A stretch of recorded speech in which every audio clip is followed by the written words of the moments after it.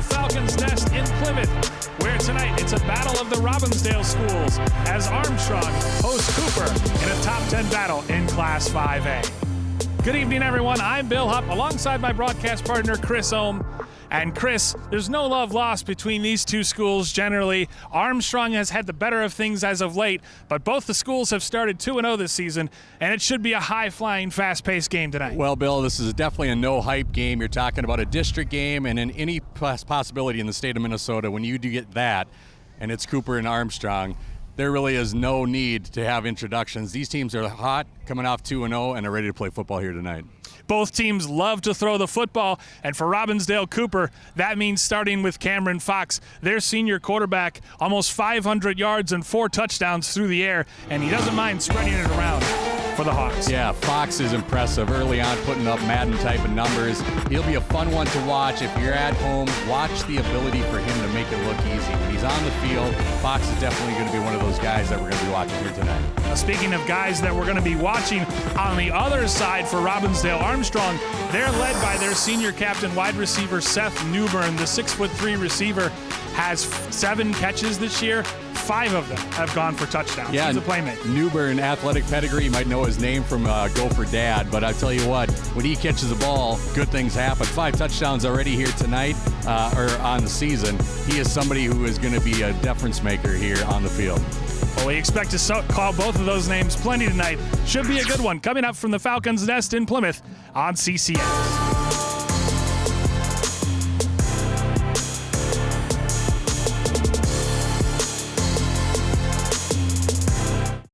CCX Media, your source for great local programming, is available on Amazon Fire TV, Apple TV, and Roku. Our free app allows you to stream all 3 of our channels live.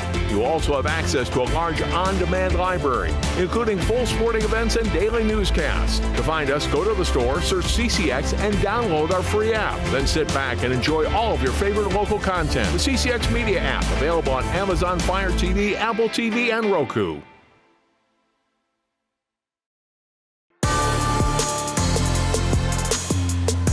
At the Falcons' Nest in Plymouth, we are underway as Armstrong kicks off to Cooper to start this battle for Robbinsdale bragging rights here on CCX. And Cooper brings the opening kick out across the 30-yard line. And that's where the Hawks will take over 1st and 10. Chris Ohm, both these teams are 2-0. Something's got to give here tonight. It's always fun to have a rivalry game, especially within your district here, Bill. And Cooper and Armstrong are exemplary for that. And then you started off with 2-0. And then you add, it's a beautiful night here in the Robbinsdale district. So fans are coming out. Cooper side's starting to fill in here, but the bands are here. What a beautiful night for Metro football. It sure is a Thursday night. More and more Thursday games being played these days as Cameron Fox operates out of the shotgun for Cooper. High snap, but he swings it near side to Talon Williams, who is tackled out across the 40-yard line. Gain of 9 on 1st down, near 1st down yardage. Reed Stanislawski makes the tackle. Well, you see there the Cameron Fox script, and I tell you what, high completions. He's completing over half of them early on in the season. But what I like is he's dual threat. He definitely is getting into the game with nice short passes, but he's an athlete. He can do it on the ground as well. We are going to keep our eye on him here tonight. Again out of the shotgun, pistol formation, turn and give. First run of the game out inside midfield territory. The ball's on the deck, however. They'll say, well, no indication yet. I thought the near side official said he was down. Indeed, that is the call, as the sophomore running back Amari Davidson picks up 1st down yardage. Just a little RPO here, Bill, and he makes the move to the outside, the short side, and we'll get a good look here. Yeah, it kind of looks like maybe the ball was coming out, but definitely when you hit that turf right there, that jettison out. Officials right there. Oh, boy. Interesting close, call huh? right there. It shows you some good angles right there. Pretty close, but goes the way of Cooper on that call. So it's 1st and 10 from the 49-yard line of Armstrong, and turn and give to Davidson again, and he's met with a physicality into the Armstrong bench. But again, a pretty good gain on 1st down. Gain of 6 yards inside the 45 down to the 43. You kind of hear the oohs and ahs here of the Armstrong faithful. Thought there was a little bit of hold there on the left side, but bounces out to the right now. The attack on the ground game here has been strong on that short side. Really nothing to the field side. You can see early on slanting that way, but again, kind of just settling down on these first drives. If you're offense and defense, you got to just kind of do what you do well. I like the short pass here by Fox. I like the 2 quick runs to the short side here, moving the chains forward. Again, out of the shotgun, it goes through the hands of Fox, and ultimately he's got to slide down, and he'll be touched up back inside the 45 of Cooper down to the 43. So it's a big loss, a major loss of 14 yards on that errant snap. Yeah, a little bit high, slips out of the hands of Fox right there. You see it. Probably something to come down with, but you want that ball delivered low. Those are always things that just drive you nuts as a coach when you have momentum going off early. 3 beautiful plays to start. It's a second and short, and now you snap it way over the head, and now you're 3rd and double here with about 3rd and 20 to go. 3rd and 18 specifically from the 43 of Cooper. 4 receivers in the pattern. Fox turns, throws. It's a high throw off the hands of his intended receiver, Gurley. And so Cooper will have to end its first possession with a punt. Turnovers will be key here, taking care of what you can take care of. Again, you know, the second and short scenario that they just faced, you don't want to gobble that all back in one play, so I like the call. Just try to get 10 yards. Ball over the top there is going to force our first punt here of the night. Gideon Brecker will stand back awaiting this punt at his own 17-yard line. As Cooper will send it away, and Mr. Do Everything for Cooper, Emmanuel Carmo, gets his leg into that, but the play is blown dead, and a flag comes out on the near side.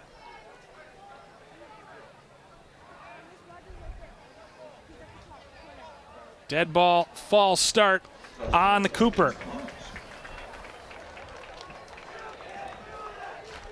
A little false start there by Cooper. Punt actually was short too. Probably would have been about a 17-yard punt. So looking for a driving punt here. You can see the special teams coaches kind of telling the punt returner to come up here a little bit. Short punt here. We'll see if they can get away with one here or not. Wind is not a major factor tonight. Not much rush on. Carmo gets the punt away. And Brecker, it's again a short punt. It bounds at the 41 of Armstrong and rolls back to the 38, and that's where Armstrong will take over 1st and 10 after the short punt by Emmanuel Carmo. But Carmo will stay out there. He's one of the leading linebackers for this Cooper team, already with a pick 6, a fumble recovery, 3 tackles for loss, and 9 tackles overall. Well, now we get a chance to see here the weapons on this side. There you see Dawson Franke. Again, equally good as a quarterback, over that 50% completion rating, 5 touchdowns here. Both having success here from both teams early on these first 2 games. And the guy to watch for is Seth Newbern, number 8, as we highlighted in the open. Turn and give to Kayvon Johnson, and Kayvon Johnson is stopped up short of the 40-yard line at the 39. Johnson, 5'9", listed as a junior. You'll see a lot of side-to-side movement out of Johnson. He's one of those guys that you want to get to the second level. You want him to get it through the big boys up front there and see what he can do with his speed on the outside. You can just tell Johnson is just waiting and kind of picking and choosing which hole he's going to get to. Picks up a couple on that play. Dawson Franke out of the shotgun, gives to Johnson up the gut again. Nice job slicing in to make the tackle there by number 26 for Cooper, Manny Allen.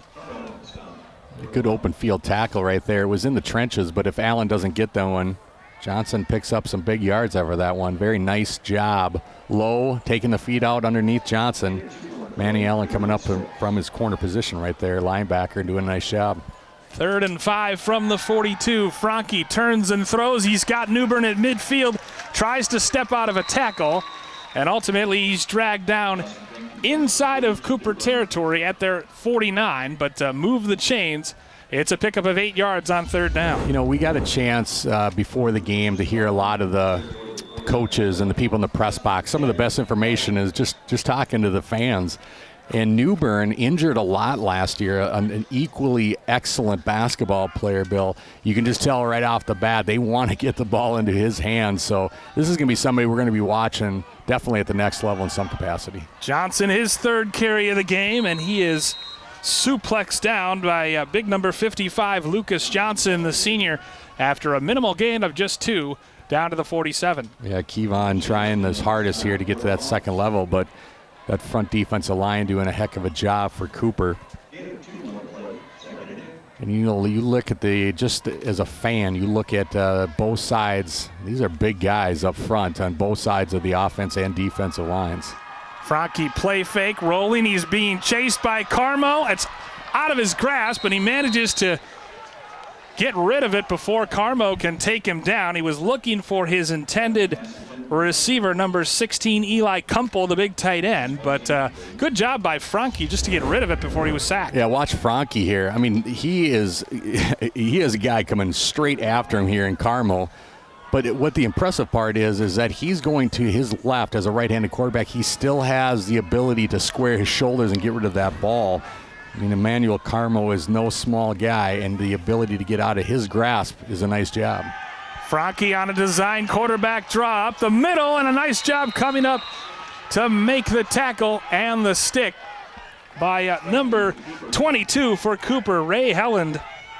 The sophomore linebacker stops Franke short of the line to gain by about 3 yards. Yeah, good play call. It's just a straight quarterback draw on that one. It's a one-step back, trying to find something in the middle, but there you can see there's a rivalry passion tackle right there. The eyes, the ability to come up and get that Cooper sideline excited. Big fourth down coming here for Armstrong. 4th and 3 from the 42, and Armstrong will take a timeout as their head coach Jack Nagan wants to talk about things. Longtime head coach of the Falcons, and he's got some big targets out there. You're taking a look at Fritz Freeman, 6'6", 205, and obviously Seth Newbern, one of 4 captains on this Armstrong team, 6'3", 185, and you just wonder where he might have gone for school or where he might already be committed had he not lost all of last year to an injury. He's trying to make up for it in his senior season, as Jack Nagan has done a wonderful job with this Armstrong program. Finished a game shy of the state tournament last year, losing to a very good Rogers team in the state quarterfinals, or in the section title game, I should say. But certainly both of these programs have had some good success recently, and they're off to undefeated starts this season. Big fourth down coming up. First possession of the game for the Falcons. Send a man in motion, as Brecker is now split in the slot wide right. And now they might do a little pooch punt, and that's exactly what they'll do. Trying to pin Cooper deep. It's caught over the shoulder and going into the end zone, in a dangerous play by the sophomore Samaje Young, and he was made to pay for it as Seth Newbern tracked him down just outside of the goal line. Well, this is one of those things, you watch this, any special team coach is going to say, let it go, not for Young. Over the shoulder catch, he goes 3 yards, and then he goes into the end zone. Boy, that was dangerous right there, but luckily he gets back out to the 5-yard line, or we're talking about a situation where he gets clipped in the end zone, and they're talking about points on the board. That's a useful play right there for a sophomore, as Seth Newbern is fired up, screaming as he reaches the sideline. And Robbinsdale Cooper with Tony Patterson and Willie Howard, co-head coaches. And once again, Cameron Fox comes out to lead the Cooper offense, 1st and 10 from their own 6-yard line. These teams are so well coached. I love the staffs that have been developed on both sides. You know, you just look at names down there that have been around at least the Twin Cities Metro too to establish some good football. On the give on first down is to Amari Davidson, and Davidson with a very minimal gain, maybe 1, maybe 2 yards, just trying to get away from the shadow of his own goal line. Davidson already with his 3rd carry of the game. That's a good move by Davison. You know, he could have bounced that one out, but he stayed patient, trying to go right behind that strong right side of the Cooper offensive line and trying to spring something up the middle. That'll pay dividends for him as he runs here this year. Quick strike to the far side and a good open field tackle made out there, as that is Talon Williams who is tackled, making his 6th catch of the season. Williams tackled after a minimal gain. And actually not a bad gain at all. He's just a yard short of the first down. Gorgas doing a nice job coming up and getting the tackle on the play. 3rd and 1 at the 14. Again, Davidson gets the call. He gets enough, but it's just barely. Stanislawski, among others, in on the stop, but Davidson gets enough to move the chains as he gets it across to the 16-yard line, a gain of just enough, 2 yards on 3rd down. You see a shot of Prince right there. Well, Prince coming out. He's kind of a gap stopper. You look at Prince right now. He's only listed at 5'8", 250 as a senior, though. And that's muscle right there. And he's going up against guys much bigger than him, but watch his presence. He's plugging both sides of the gap here. Fox back to pass, throws it down the seam. He's got a man outside the 35-yard line, connects there with his receiver, Samaje Young. We just saw Young field that kickoff, but the sophomore wide receiver makes his 8th catch of the season, and it's a nice pitch and catch of 20 out to the 37. Nice job by Fox getting that second level. You know, that's 17-yard area if you can settle and have time, and Young does a nice job breaking that off in that route. It's going to be open, and the nice part about it is Fox really doesn't have quick, a sense of urgency. He has the time, use it, sets his feet, comes up with the completion. He got to keep it himself after faking to Davidson, gets the edge and the first down as he's bumped out of bounds inside of Armstrong territory at the 49, a pickup of 14 on the rush there. Nice run by Cameron Fox, showing that he can do it on the ground as well as in the air. And we talked about that, Bill, at the onset, right? You know, the ability to be a dual threat. His arm is going to lead them. There's no doubt about it. But he has 2 very good running backs that he can give to. If they establish and he starts running, that's just another threat. Davidson hops through a hole. He's finally roped down after a gain of 3 yards. Stopped up on the play by Terrell Prince, the guy you talked about, 5'8", 250-pound senior.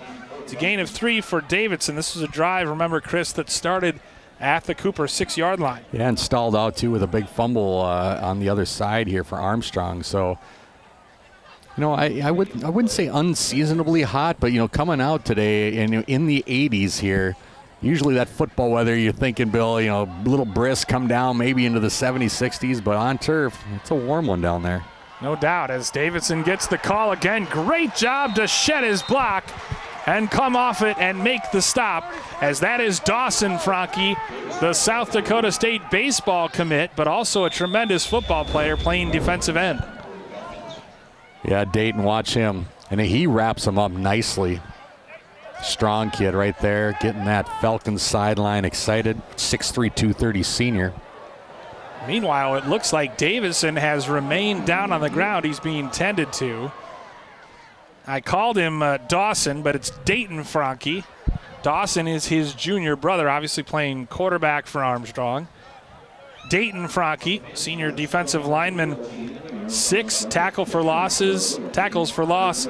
a forced fumble, a fumble recovery, as maybe Davidson just got the wind knocked out of him there. We'll take a peek here. Nice little read. Trying to trap that outside defensive tackle, defensive end. There's nothing doing right there. It's a good tackle, good pursuit. No gain officially on the play, so it sets up 3rd and 7 now from the Armstrong 46-yard line for Cooper as they take this opportunity to gather around their coach. 3:53 remaining first quarter, 3rd and 7 coming up for Cooper on their second drive of the game. Again, out of the shotgun. 2 receivers right and left. Fox, three-step drop, looking left, throwing. He's got a man at the 40. It's caught, and he's picks up a first down inside the 35, finally shoved out of bounds at the 33. However, I believe there is a flag down right at the line of scrimmage. Flag in the backfield there, Bill, but boy, is the Armstrong defense really nervous about Fox going deep. Holding on Cooper, so that negates the first down. Both teams now with mistakes offensively that have cost them kind of drive killers, but on that play, Fox and the coaching staff, they do a nice job just getting the ball on the underneath route and getting the first down. As you look at Willie Howard and Tony Patterson, co-head coaches. Willie used to be the sole head coach, also the athletic director at Cooper. Of course, his son Jackson Howard is now playing at LSU. Right. One of the top recruits in the country, the top recruit in the state of Minnesota. Yeah. Tony has been around too. You know, he was at North when I was coaching over at Breck. We'd come up against Tony at North. His sets culture wherever he goes. Two great coaches right there. And a big sack on third down, and the ball is out, and Armstrong is recovered. An absolutely crunching hit from Langdon College. College jars the ball loose. It's recovered by Jack Bailey, and the Falcons take over in Cooper territory. Well, you'll see it right there. And Fox takes his time, and they're going deep. Watch him come out of the pocket to his left here just enough. A big hit delivered, and I should correct myself. It was actually Dayton Franke who fell on the fumble, but what a big crunch delivered on the sack. Right there by Langdon College, his first sack of the season. So Armstrong takes over. They want to go up top. They got a man down there, and he overshoots his intended receiver, Brecker. A little too much on it from Dayton Franke. What this is an atypical play right here, Bill. What do high school coaches love more than a turnover in offense is the next play to go deep and to capitalize. And they try it right here. It's about 5 yards over the top, but they had a man step to step, and then he broke free right there. You saw that whole sideline go just high praise when Brecker breaks through, and the ball just a little over the top there. We would have points on the board. As it stands, it is 2nd and 10 with the ball on the Armstrong 43. Again, send a man in motion. They like to do that here at Armstrong. They'll pitch it to the short side for Kevon Johnson, who is shoved out of bounds by Carmo. But not a bad little gain as he gets it 7 yards down to the 31-yard line. Just a little sprint option here. As soon as he reads those defenders, he pitches it nicely. 3rd and 3, they do a little hurry up, and a big hit delivered in the middle there as Armstrong will be short. Kevon Johnson got absolutely thumped there, and short of the line to gain. They'll mark him just inside the 30 at the 29, setting up 4th and 1, a gain of 2. We look at Abel Nason right there. And these guys are playing right off the bat. Listen, they know when you're 2-0, and these are two top 10 teams, Bill. They have not only the ability to have rankings and to have that going into next week, but this is a battle of the district, you know. So there's a little bit on the stake as the rankings go, but this is more important for them to see who's in that Robbinsdale lead. Again, Johnson gets the call on 4th and 1, and this time he picks up first down yardage, although again, it was close. He was ultimately tackled by Tony Colley, among others, but not before he moves the chains, getting it down to the 26-yard line. Pickup of 3 on 4th down. Yeah, just a straight handoff run on that 4th down there. You know, the big play right there is that guard, Lucas Nelson, coming around from his guard position, kicking him out. That's where the first down comes. Lucas Nelson through that offensive line block. 3-step drop. They run a little bubble screen to Brecker. He makes the catch in traffic, skips through a hole. Carmo eventually ropes him down near the 15-yard line. It's right at the spot. But if they spot it at the 16, it should be enough for a first down, and it is. So a gain of 10 on that pitch and catch to Brecker. Just a nice little deception play. Watch the swing out here. And it looks like it's going to be a swing, but they run that little inside slip. I like Brecker turning it up. Get the yards you can. They'll go to the air again for the corner, looking for Newbern. It's intercepted. Did he stay in bounds? He did. Samaje Young picks it off in the corner when they were looking for Newbern on the fade. Or did he not? I haven't seen an indication. No good. No interception. So Samaje Young couldn't get his feet down in time, but a nice play, step for step with Seth Newbern. We'll get a beautiful shot right here. Maybe he just didn't have control before he fell out of bounds. A great coverage nonetheless. That's what you ask for a corner, turn your head. So 2nd and 10 from the 17-yard line with 1:37 to go in the first quarter. It's going to be motion here. And it's going to be motion on Armstrong. First penalty of the game on the Falcons. Watch this play again. Beautiful coverage. You see two athletes battling right there. Boy, what a great shot. We got two shots here, early fumble and now an interception. You know, the luxury is we get to see it in high def right there, and at home, those officials are seeing it in real time. Great coverage, great shots. And the ball is fumbled on the give, on the quarterback draw. And so now each team has turned it over on the ground as Cooper recovers and takes over at its own 22-yard line. Well, turnovers right now are the name of the game here, and kind of fumbles and the ability for both teams to stay under control here. So Island right here, watch coming through.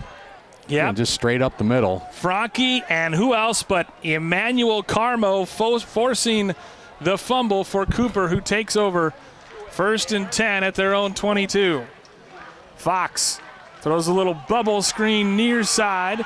Catch is made by Young. He's gang tackled eventually across the 25. A minimal pickup. We'll see if they spot him at the 26 or 27. Looks like the 26. So a gain of 4 on first down for Cooper. Nice little stop move on that swing on the outside. And he comes out. Probably should have been about a 1 or 2 yard gain, but his ability to come back in and cut and get those extra 3 yards, always helpful. You know, offensively, you want to be in second and manageable positions.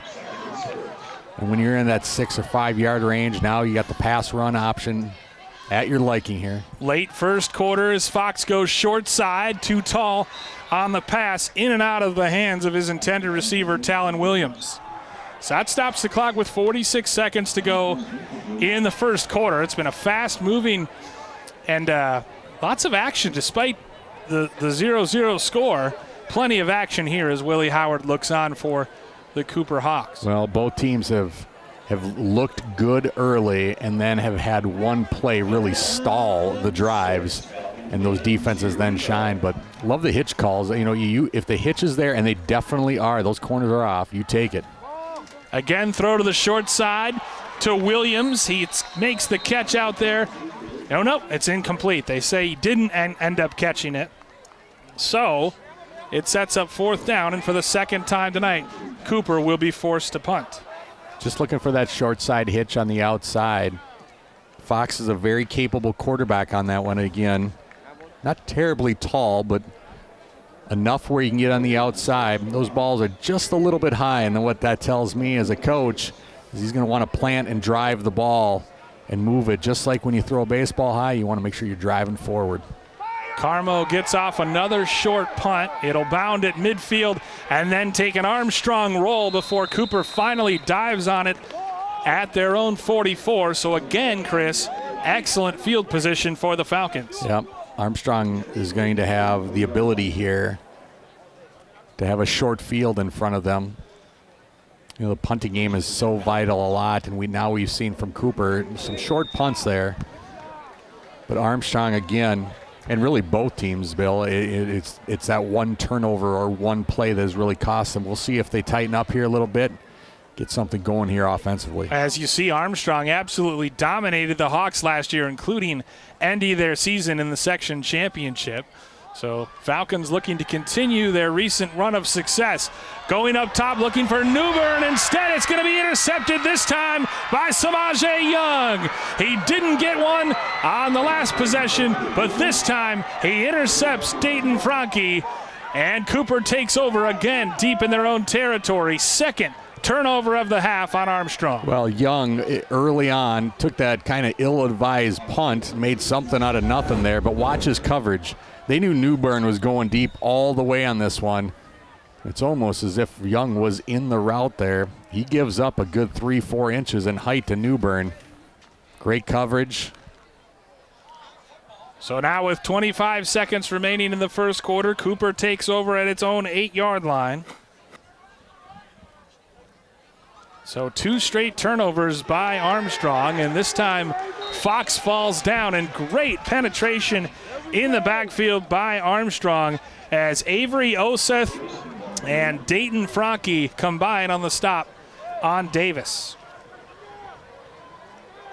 Coaches will take this right into the quarter break here. And we got a ball game here right off the bat. Both teams ready to go here. It's been a defensive tussle so far here in Plymouth. Scoreless after 1 quarter of play here on CCX.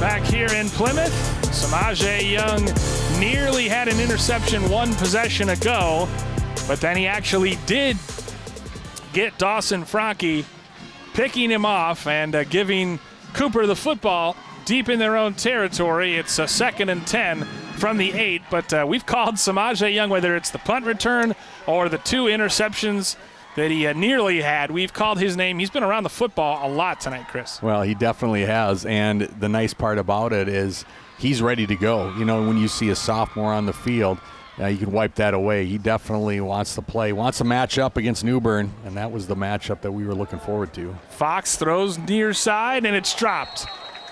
And that was a simple case of Talon Williams just taking his eye off the football. Exactly right, Bill. Just a little hitch. He's looking over his shoulder before he takes off.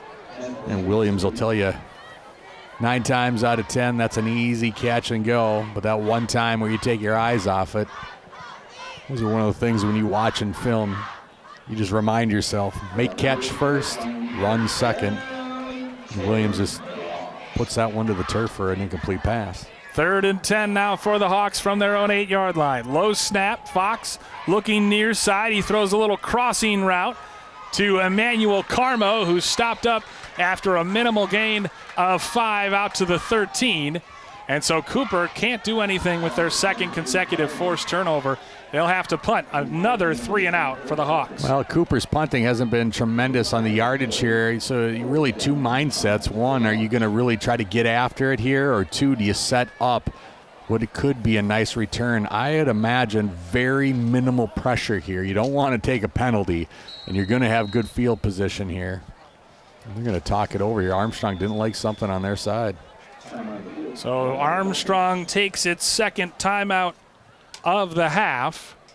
Cooper still has all 3 of theirs remaining, and both offenses, you can tell, Chris, that this is a rivalry game because both teams trying to make plays, maybe making some youthful mistakes, and so far Cooper leads Armstrong in the turnover battle 2-1.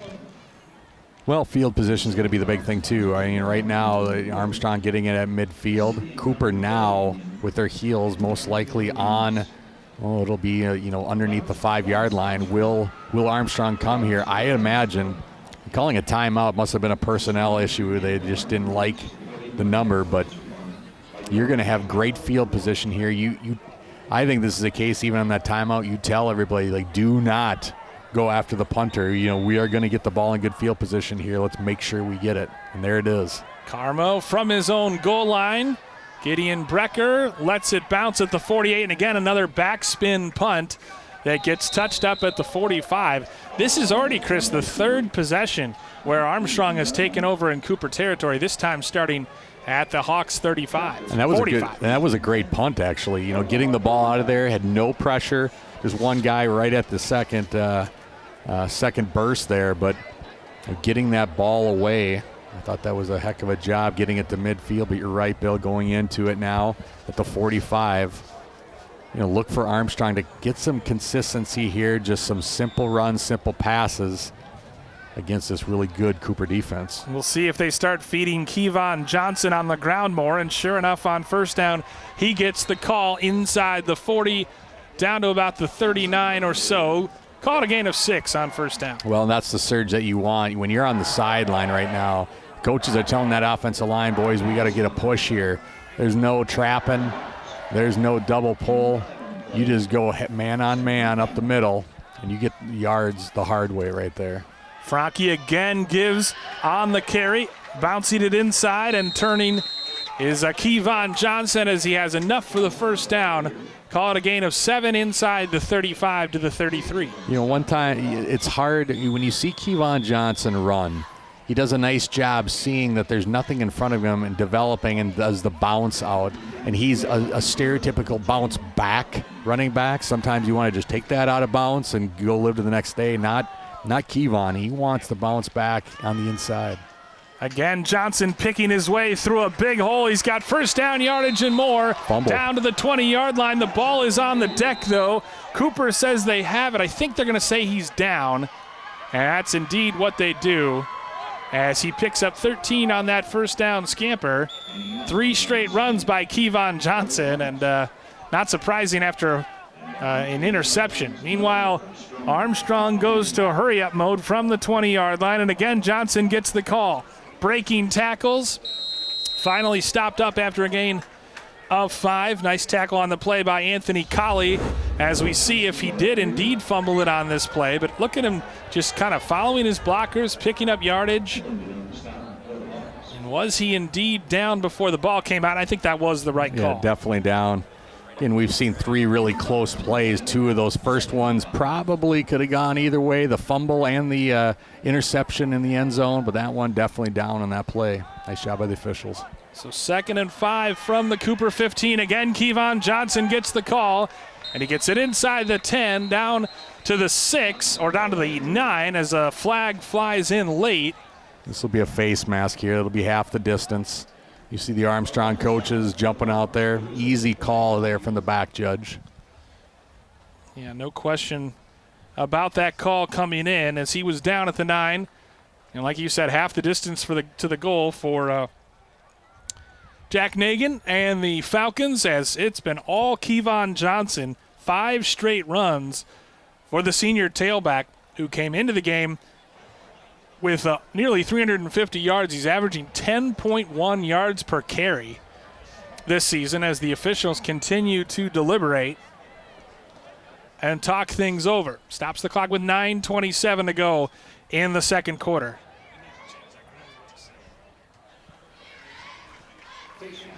So face mask is the call, and it is going to move the football down to about the 4.5-yard line.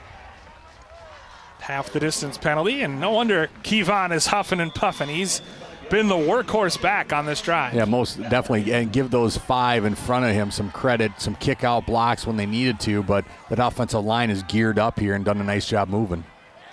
Again, Kevon gets the call, and this time Cooper is equal to the task, tackling him behind the line of scrimmage for a loss of 2.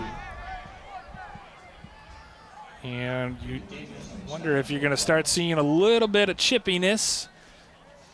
We'll see, but it's a loss of 2 from the 6-yard line. 2nd and goal from the 6. Well, it's kind of an opportunity right there when Kevon has done most of the work there with that offensive line, just giving him a handoff, but everybody knew he was getting it here. Send Kevon in motion into the slot. Empty backfield. Franke rolling to his right. Throwing behind his intended receiver and incomplete. Nice job by Allen coming up and bothering the play for Cooper. As you see, just kind of flood the near side and hope someone comes open. He actually was looking for Kevon Johnson, but a little bit behind him. Yeah, he was right there too. You know, in those short scenarios, it gets so packed. It's so tight on the inside. It's not as easy as it looks because everything is kind of in that small area. It just comes up incomplete. Franke takes pitches far side for Kevon Johnson, and he's tracked down from behind. Great pursuit of the ball carrier by Tony Colley. We'll tell you, Colley comes out of here right now, and that's a touchdown-saving tackle. Johnson makes a nice move. Watch right there. The reach right there, big by Tony Colley. He doesn't get his hands on him. That's an easy touchdown for Kevon on that one, but comes up with a big play, and now an even equally as big fourth down. Huge fourth down here, 4th and goal from the 2. Play fake to Johnson, rolling right. Franke tucks it, tries to reach the goal line. It'll be short. Another good job by who else? Carmo and Colley to stop Dawson Franke short of the line to gain. And Armstrong turns it over on downs. Well, it's the play you wanted. You wanted to roll your quarterback out to his strong side. If he's going to have to throw, he throws to the right as a right-hand quarterback. And it's almost developed as guys let the routes in front of you go. And if there's nothing there, you tuck and go. And watch the defensive play here. Franke rolls out. It's actually boot to the strong side, and he just tucks away. He's got a blocker in front of him. And just a heck of a defensive play. Sometimes it's just good plays in front of you. There's nothing that you can do except just say, nice job. And now Cooper comes up with a huge stop here. Just a battle of wills not getting into that end zone. Great pursuit of the football there by the Cooper linebackers. So they'll take over 1st and 10. The 3rd drive, Chris, that they've started inside their own 10-yard line. So the field position battle has certainly been in the favor of the Falcons, but still no score as Davidson gets the call on 1st down and picks up 2 out to the 4. Yeah, you saw the great shot on the goal line right there and how tight it is actually. When he gets that handoff, Cooper has got to get out of that end zone. Anything you can do. So 2 yards right there. Well, most of the time you're kind of like, well, those 2 yards are a big 2 yards still with their heels in the end zone. Fox looking right, throwing, leaping effort made, and it was ultimately too tall for the intended receiver, Dalen Gurley. And so if nothing else, if you're Armstrong, you might as well go for it inside the 5 because you at least pinned Cooper back, and it feels like every drive Cooper is getting closer and closer to his own goal line. They've had 2 straight drives now of 3 and out, and you've got to pick up 8 yards here, Chris, to prevent it being 3 straight drives of 3 and out. You see Fox's arm strength right there. Getting just a simple 2 to 3 step drop out of that shotgun. And then he puts it up for grabs. So look for them to just get the ball in their hands and try to get that 1st down. Yeah, Tony doesn't, he's going to call that timeout and see what the defense was giving in front of him. Not a bad idea on a critical 3rd down for Cooper. And, Chris, we focused in the pregame about the offensive explosive players for both teams, but it's been the defense that has really shown tonight. It has. Field possession and defensive stops when you needed to. They're coming back in there. Cooper coming up with that big stop. It's hard when you have Dayton Franke coming around that corner. I mean, he's a heck of a quarterback, Dawson Franke rather, and they get the big stop right there. But the defense right now is in a situation where they're dictating tempo here, and that's probably true even in the 3rd game of the season. Offenses do take a little bit of time coming around, but you look at the stat lines for these 2 teams and the offenses in the last 2 games, we see guys like Fox are putting up amazing numbers and Newbern putting up amazing numbers. So look for him here. I see, Coach Patterson saw something he didn't like. They've been playing really deep but coming up hard. See if they can get maybe a pump and go here. They're going to look for something. I'm interested in this play call. Fox standing at his own goal line. Back to pass. He's flush from the pocket. A flag flies. Fox will tuck it and run, and he'll get absolutely blasted across the 10-yard line. Reed Stanislawski came up from his safety position and laid a licking to the quarterback, Cameron Fox, but there is a flag on the play generally in the area of holding. Generally. Coming out of the backfield on that one, they'll take that penalty, which will be half the distance to third down again. Too close.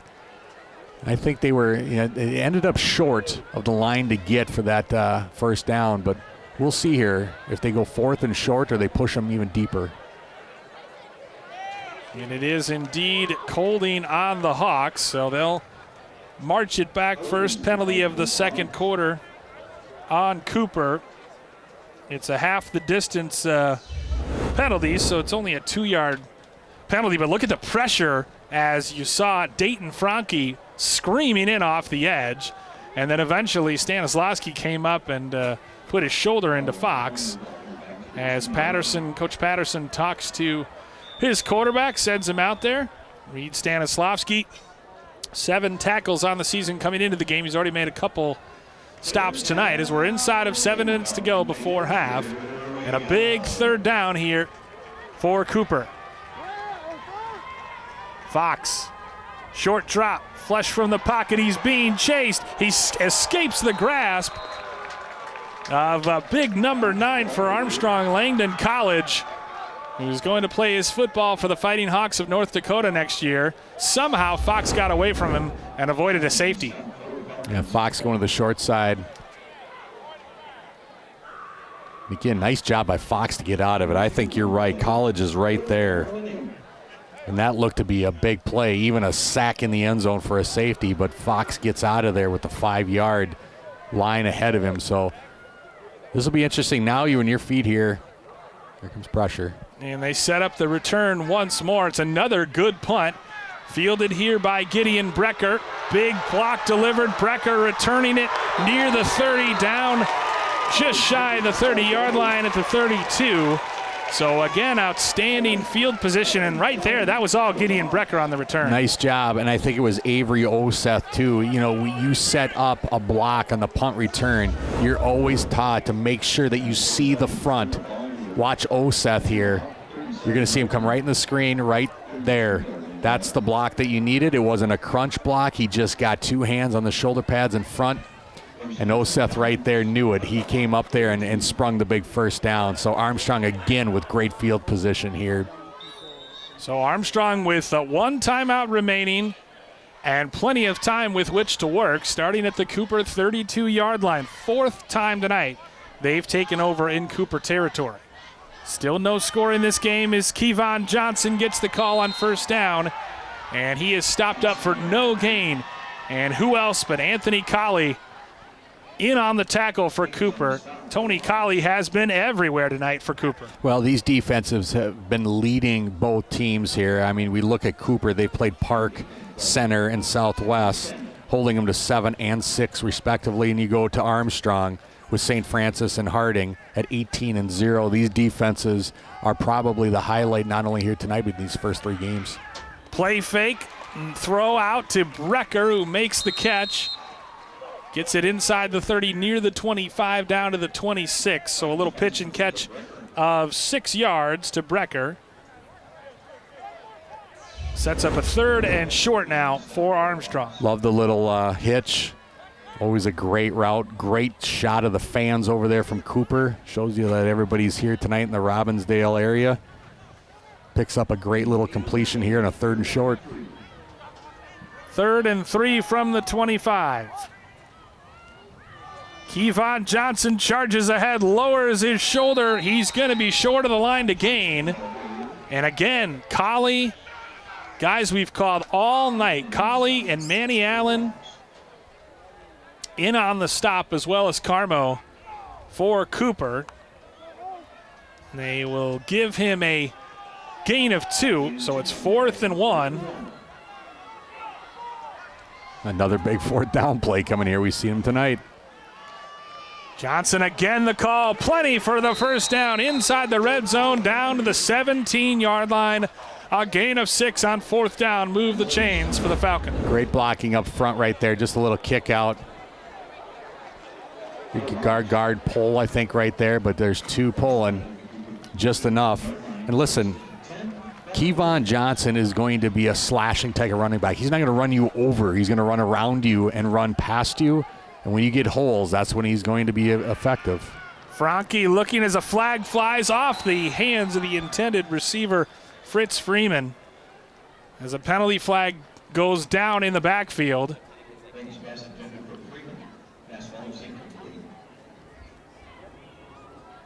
Personal foul, face mask on the Falcons. So that is a big penalty that sets them back. 15-yard variety. So they'll be back where they started, basically at the 32-yard line. Still 1 timeout, though, and plenty of time as we're 3 minutes and 45 seconds left in the second quarter. In just momentum. Both teams have gained it and lost it in most of their drives. Those penalties end up being huge in the long run. Franke, 3-step drop, swing pass to Kevon Johnson, who gains back a lot before he's finally knocked out of bounds by Colley.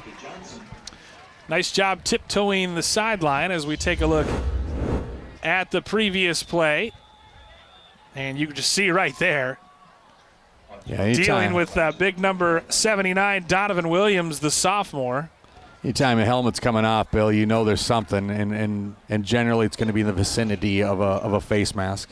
Meanwhile, we've got a cramping Cooper player down, so they'll attend to him. 2nd and 13 at the 20. So a nice gain, though, on that little pitch and catch to Kevon Johnson, a 12-yard pass to Johnson. And honestly, Chris, Kevon Johnson has been Armstrong's most explosive player tonight offensively. And it started off a little bit slow for him too, but it was just kind of that battle of getting the feet underneath the offense and the defense from both sides. But again, once Kevon Johnson gets moving and gets blocking in front of him, and we've seen some really nice blocking in front of him, then the ability for him to get to his strength is there.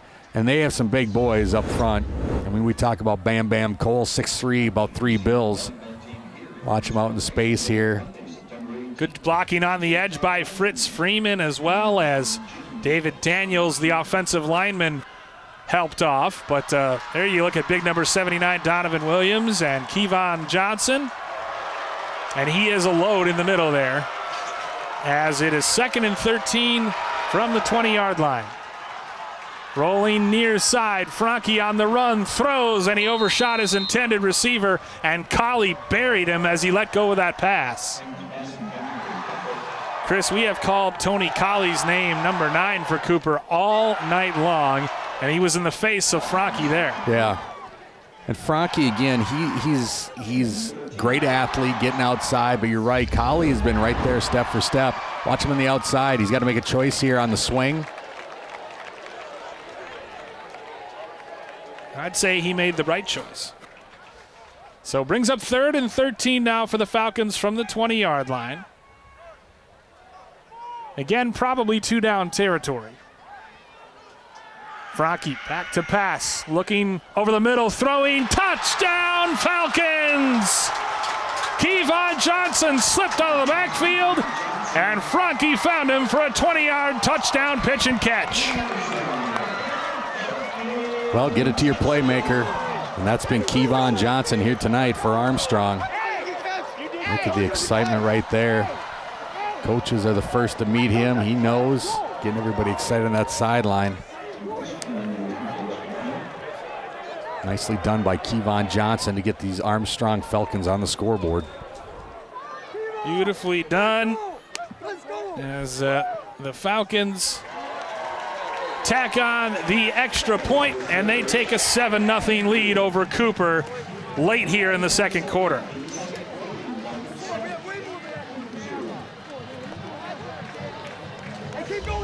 And you see the play here, just a little seam route. And he just slipped right behind the linebacker. Colley did not stay with him. Great play design by Armstrong. Well, just wheeling it down the middle, and usually the wheels will go down the sideline, but when you're in the backfield and they note man-to-man, everything on the outside is meant to kind of part the Red Sea on that one for Kevon Johnson, and he just goes untouched down the middle. He had one person in mind, and that was number one. You see the excitement there on the sideline for the Armstrong Falcons getting on the scoreboard first. And like we said, what we were just talking about, the success of the Falcons tonight offensively has largely been through number one, Kevon Johnson. So, of course, he's the one that catches the touchdown pass from Dawson Franke. So now Jack Nagan's team will turn it over to its outstanding defense, which has had the benefit of having very short fields to play on tonight as far as Cooper is concerned, and having Cooper pinned way back. This time, Samaje Young fields it at his 20, and then he's driven back just about the 30-yard line. That's where Cooper will take over 1st and 10, trailing by a touchdown here with 3:20 to go. Well, and we'll see if Cameron Fox and company can come out here and now answer. You know, you're at Armstrong, home game for them. The fans are excited. We'll see what kind of answer. You always take care of what you can take care of. Don't worry about the last play. Worry about the next. Cameron Fox, very capable senior quarterback there for the Robbinsdale Cooper Hawks. Cooper, best starting field position of the night for them as Fox's first pass is batted down at the line of scrimmage. And again, a guy whose name we've called all night, number 18, Dayton Franke, the senior defensive lineman. Yeah, Franke getting up there. 6'3", and he just read it from his defensive end position and knocked it down. Well, whether if it's the Franke at quarterback or Franke on defense, you're seeing a heck of athletes right there from that family doing a nice job getting his hands up. But you're right, Bill, his name we've been calling all night long. Give to Davidson. He's tracked down from behind and tripped up. An outstanding defensive play made by Courtney Dickerson, the senior defensive lineman. And Chris, Cooper has to get a first down to avoid going 4 straight drives of 3 and out. Well, and we're starting to see a little momentum here from the defense for Armstrong. A little pressure, a little movement where they're going into the Cooper side now. And where Fox was having success early with a multiple look pass run, they're getting in that backfield. Fox swing pass to the near side. The catch is made, but it's going to be short of the first down as he swings it out to number 13, Chris Oates. First time we've called his name tonight. However, it does set up 4th and 1. And now a decision for Tony Patterson. Do you punt it away or do you dare go for it knowing that your offense has been struggling? And you got a timeout here too. So look for them to hard snap here. Try to get an offensive defensive lineman to jump here. We'll see, look at Howard. I'm imagining he's going to use that timeout. Look for hard snaps here. Probably not a bad call. Out of the shotgun, 4th and 1 from the 39. Trying to get Armstrong to jump. And I think you're right. Absolutely, Chris. He is going to use his second timeout. They still have one remaining, but probably good use of it. And now are they going to have Emmanuel Carmo punt? That's certainly what it looks like. As number 6 jogs on the field. And you don't want to end up going for it and giving Armstrong again great field position on their side of the field with 2 minutes left and an opportunity to go up 2 scores. So, again, 1 score on the road. If you can keep them in front of you, just get a good, clean punt away here, Bill.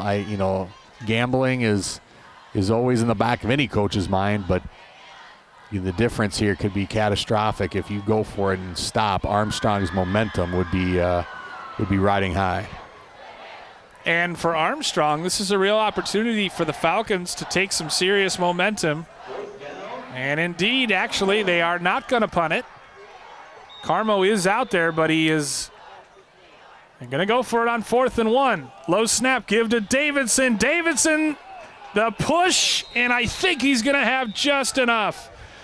Initially, he didn't have it, but the push from his offensive line got it out across the 40, and that's just enough for what they need for a first down as a Cooper player is injured on the ground.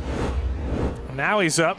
56, hoping to jog it off. As we see here, Dickerson tried, but they got just enough push to get the first down. Well, watch P.J. Jackson right there, big 5'6", who ends up getting injured going out. He was the person who got that first down. He pushed, taking his helmet off here, going to the sideline. Number 72, Owen Struve, comes on for Cooper. But again, Jackson right there. He comes out a little bit banged up on that side, hopping, but boy, he got the push that they needed to get that big first down. First down of the quarter for Cooper. Wild snap, but Fox corrals it. He takes a lick as he throws it to Carmo, and then Carmo is swarmed under. A big loss of 11 yards. A late flag comes out, however, and I think they're going to get Langdon College for a late hit on the quarterback, Cameron Fox. Yeah, we're going to see here. That's what it's going to be, and it was a late flag, but that's going to be a big 15-yard.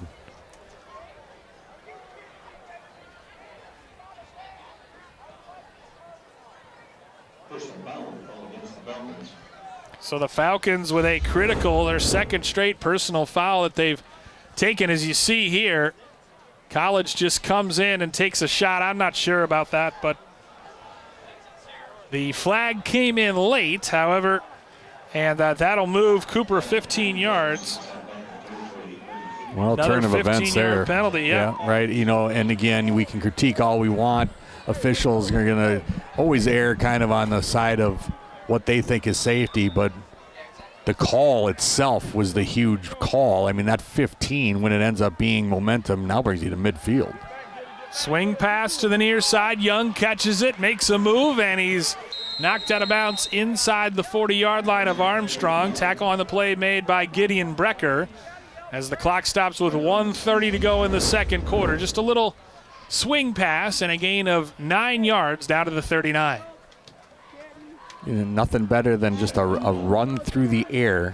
And that ball is on the line of scrimmage. Just a little swing out there. Easy pass for Fox. Makes it look easy at least. Gets that ball for a nice 9 yard gain. Fox drops the snap. He picks it up. Now he'll run near side. Rolling out to his right. Chased by Stanislawski. Finally stood up and driven out of bounds into his own bench. It'll be a loss on the play, but Cooper fortunate that it wasn't worse. Yeah. And Fox, too, rightfully kind of just kept it in his own hands. Sometimes you see people panic and they throw into coverage. Those are the type of plays that you look back on film and you wonder, what can you do as a quarterback? Again, Fox, being the athlete that he is, does the right thing and doesn't panic. Ends up being a 2-yard loss, but still manageable on a third down scenario. 3rd and 3 from the 41-yard line for Cooper. Fox gives to Davidson up the gut. Davidson driven back. Probably 2 down territory. He picks up a couple down to the 39. Just a yard short. Stopped up on the play by Jack Bailey, the senior linebacker and co-captain, among others. 1 minute in the time ticking here. Neither side calling a timeout. They're both okay with this thing going down here. But again, you're right, Bill. 2 down territory for them. They went for it last time successful. We'll see which bends here on this big 4th down. And Cooper will take its final timeout of the half as Tony Patterson wants to talk things over. Stops the clock with 45 seconds to go. Well, you're going to have an opportunity here if you're Tony Patterson. You can see in that huddle, you're going to get the first down. You have your first down play, most likely a run here. You're telling your offensive line, let's go. It's really the second play that's going to be the big one. They don't have any timeouts left, so they're going to have to be quick to the line. The swing has been successful. Whatever they're calling in this play here, it's the next play that's the big one. If you're in bounds, that clock is going to go, and that's when you look for a shot. So if you're Armstrong on this side, you're thinking about let's get this stop here, but we also have to be quick to the line, and they have a timeout. So these 45 seconds are always fun right before half to kind of see the chess match that goes between 2 good coaching staffs, and you see them right there. Yep. Jack Nagan looking on, trying to assess things. That's a great point by you, Chris, that it's not just if they get this, but then what's their next move. Fox going under center. You wonder if it's just going to be a quarterback sneak. No, turn, play fake, rolling out. Hit as he throws, but he completes it to Emmanuel Carmo, who moves his big frame down inside the 30-yard line. Such a big target Carmo is on those rollouts. I love the play call because both teams were in the right spot. Watch the boot action here, and they called it right there. Guy in his face. It's just a great football play all the way around. The nice part about it, Coach Patterson calls the short side boot to get him out of bounds. It's like a free timeout right there. So there's Tony right there. Great job on the play call. And even more impressive by Fox to complete that boot. Fox catches the low snap, looks right. Now he'll pull it down, put his foot in the dirt, and get what he can. And it's just a pickup of 2 down to the 25. Time ticking here. This is what's going to hurt him. You want to throw that ball away, Bill, if you can. Now it's 20 seconds time ticking. That cost them. 2nd and 8. They need to get organized with the ball on the 25 and just 16 seconds left. Ticking down to 10 seconds. Maybe time for 1 or 2 more plays. This one won't count as it's stopped up. False start on Cooper. You could see it from here that they were just a little bit out of sync. And again, everything's a teaching moment, not in the moment. You always see football as such a game of emotions, and how you handle those emotions on the sideline are huge. Again, thinking about you complete a really nice 4th down situation on the boot, and now the opportunity to get yards when you can. There you see right there the early start. This will be the last play here, 5 seconds. Well, they're going to spike it to stop the clock with 4 seconds remaining, so maybe one shot to the end zone. As Fox comes over and talks to Tony Patterson. They spiked it back at the 30-yard line, so 1 play on 3rd and 13 from the Armstrong 30. I'll have the word grind on the back of those Cooper helmets. Presumably the last play of the first half. Well, this is as deep as you're going to see. And Armstrong rightfully right there is going to call their last timeout. So they're going to see where the receivers go, who's going to be singled up on the outside. And they got, I think it was Colley on the short side, single side, tall on that outside. So look for Armstrong to not be fooled on that and make sure, listen, everything is in front of you here. Yep, throw out Colley and Carmo and all of their big targets. Of course, Armstrong has plenty of tall defensive players as well, so you wonder if they're going to do something like send Dayton Franke back in coverage or Langdon College back in coverage. Maybe load one side and just throw it up. Fox has got a strong arm, and it's early in the season, but these are always things where you have that play. Everybody offensively has the pass and pitch because you need to use it at some point in some capacity. So maybe you see, an outside Colley going through on a little slant here and pitching back to one of those running backs coming through here. 3rd and 13 from the 30-yard line of Armstrong. Fox, low snap, back to throw. Airs it out, looking to the left corner, and it's intercepted. Picked off in the end zone by Gideon Brecker, and that's how the first half will end here in Plymouth. A defensive tussle in this Battle of Robbinsdale, and at the half, here at the Falcons' Nest in Plymouth, it's Armstrong 7 and Cooper nothing. First half analysis, statistics, and more coming up in a moment here on CCX.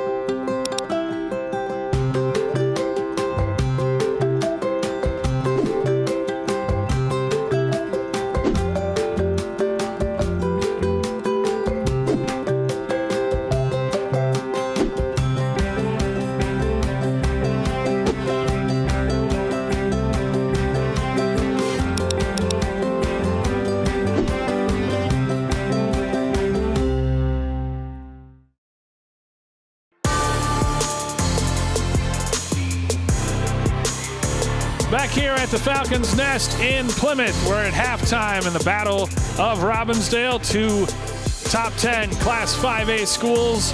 And Armstrong, number 5 in the Class 5A rankings, leading Cooper, the 8th-ranked team, at halftime, 7-0. Let's take a look at our first half highlights here in Plymouth, and it's been a defensive tussle to say the least, Chris Holm. Well, going into it, we knew that we were going to see some offense, but we didn't know that the defense is going to shine here, right there, coming off the bat. Armstrong lays it down, and they set the tone early, and it's been a battle of defense here on both sides of the ball.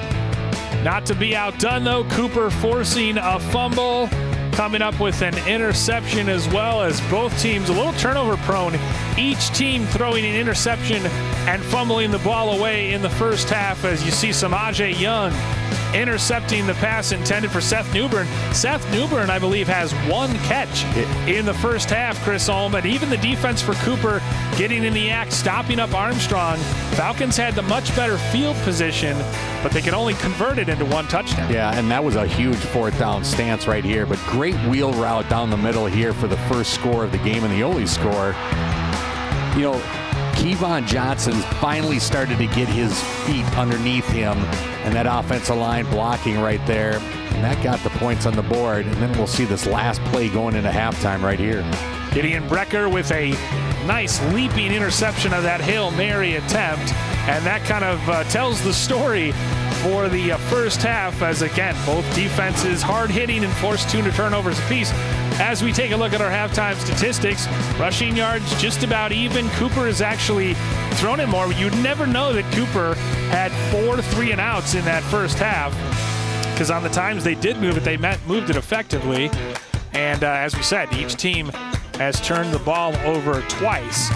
We'll see what kind of halftime adjustments each coaching staff makes as they look to get their offenses going. Second half action coming up straight ahead here on CCX.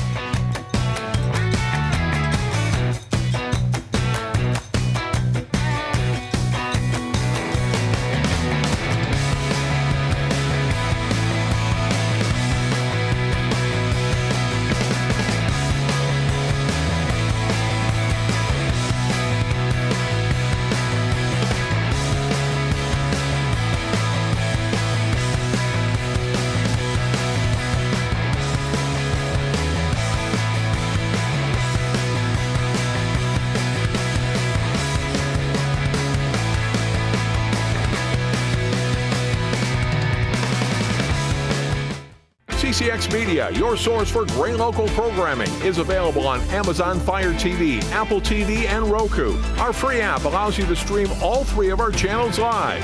You also have access to a large on-demand library, including full sporting events and daily newscasts. To find us, go to the store, search CCX, and download our free app. Then sit back and enjoy all of your favorite local content. The CCX Media app, available on Amazon Fire TV, Apple TV, and Roku.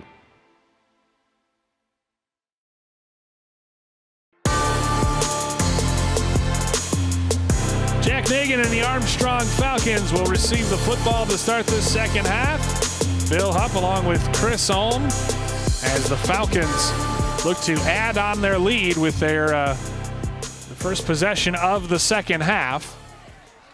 As Jack Nagan and the troops have a 7-0 lead in what is, as we said, been a really defensive tussle here tonight. Yeah, we'll see if offenses are gonna key here, if they're gonna get back on track. But what a great defensive performance on both sides of the ball. We saw those great highlights here earlier on in the segment.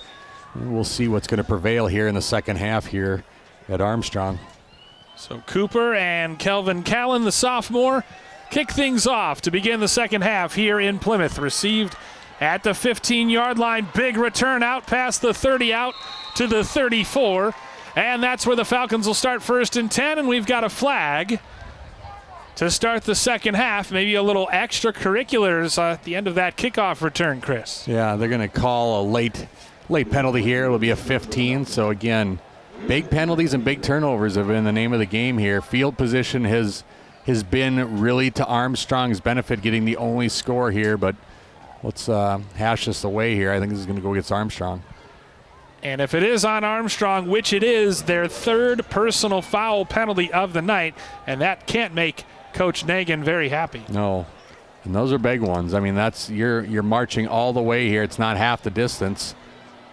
You're a little over the 30, so that's going to be the full 15 here. So instead of starting on top of the 30, you're already pushed down into your end.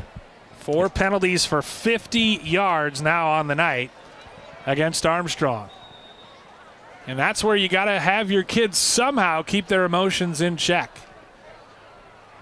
So the ball now on the 14-yard line. That's where Armstrong will start. Kevon Johnson gets the call on first down and gains 5 yards, just shy of the 20 out to the 19. You know, Kevon Johnson kind of got his footing here after that second drive and has really never looked back. But let's give credit where credit is due, and that's the 5 in the front, that offensive line that is really getting the push here. Kevon is not going to run you over. It's guys up front that are getting that strong push. Grzybowski, you know, guys up front that are really popping some big holes for him and getting that 5-6 yard gains. Yeah, it's a college offensive line with how much beef is up front. Kevon Johnson picks up the first down, jumping past the 25 out to the 26. It's a gain of 7. So the first 2 plays of the second half go the way of the senior tailback, 5'7", but pretty powerfully built at 175 pounds. Great block right there. Luke Pappas, another offensive lineman, 6'4", 260 junior, getting a good kick out. Again, the give to Johnson, and this time they do a better job, and the ball comes loose, and it's picked up by Cooper and returned to the house. It's Emmanuel Carmo, the scoop and score for the Hawks. It stands. It's the 3rd turnover of the game on Armstrong, the 2nd fumble, and of course Cooper scores on a defensive touchdown. The ball just could have stood in time right there, and it looked to be that the pile was moving to the right, and everybody turned their head, and Emmanuel Carmo is the benefactor right there, the big scoop and score. Boy, the linebacker right there, the junior, comes up with a big momentum shift here for Cooper. And they tack the extra point on again. A flag flies. Cooper coaching staff a little mystified. They feel like it's on the Hawks, or might be on the Hawks. Certainly looks like it could be a personal foul of some kind. Unsportsmanlike, maybe a taunting or something on Cooper. So I have to imagine, as you see a talking point here with Coach Patterson talking with one of his players that obviously was the one who committed the penalty. But here, let's just see if we can see where the ball came out, and that was out early. But it stopped everybody. Nobody really saw that, Bill. You see, everybody was the ball was high and popped out early. Again, watch this. That first hit right there, the ball's out, but everybody kind of see that? Nobody really saw it. Yeah, and the only one who reached for it really was Dawson Franke, but Emmanuel Carmo, who has just been an absolute playmaker, his 2nd defensive touchdown of the year in just the 3rd game of the year. And all of a sudden, we've got a ball game. It's 7-7 here early in the 3rd. And Emmanuel Carmo and Tony Colley tonight, Chris, have been everywhere for this Cooper defense. Yeah, big plays.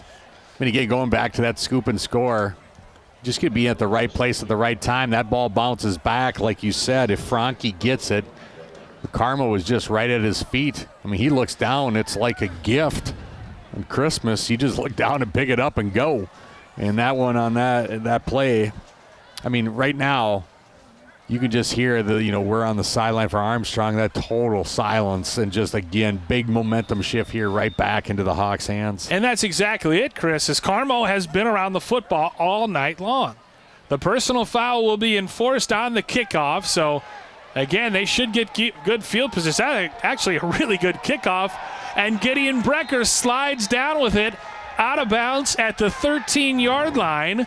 So despite the penalty, Cooper able to pin the Falcons back inside their own 15. And the momentum right now, Chris, squarely on the far side with the orange and blue. Yeah. And his coaching points right here. that ball goes out of bounds, and just kind of watching if there was some sort of thought process on that return, because the ball's trajectory was going out of bounds. That goes out of bounds. Then you take the penalty and the ball moves up. But the slide here, and again, you can just kind of hear the wind coming out of the sails and everybody kind of going, oh, on this side that we're on is Armstrong. And then a lot of field and a lot of green ahead of him here. Will Seth Newbern get involved on this drive? He's been held to one catch for 12 yards.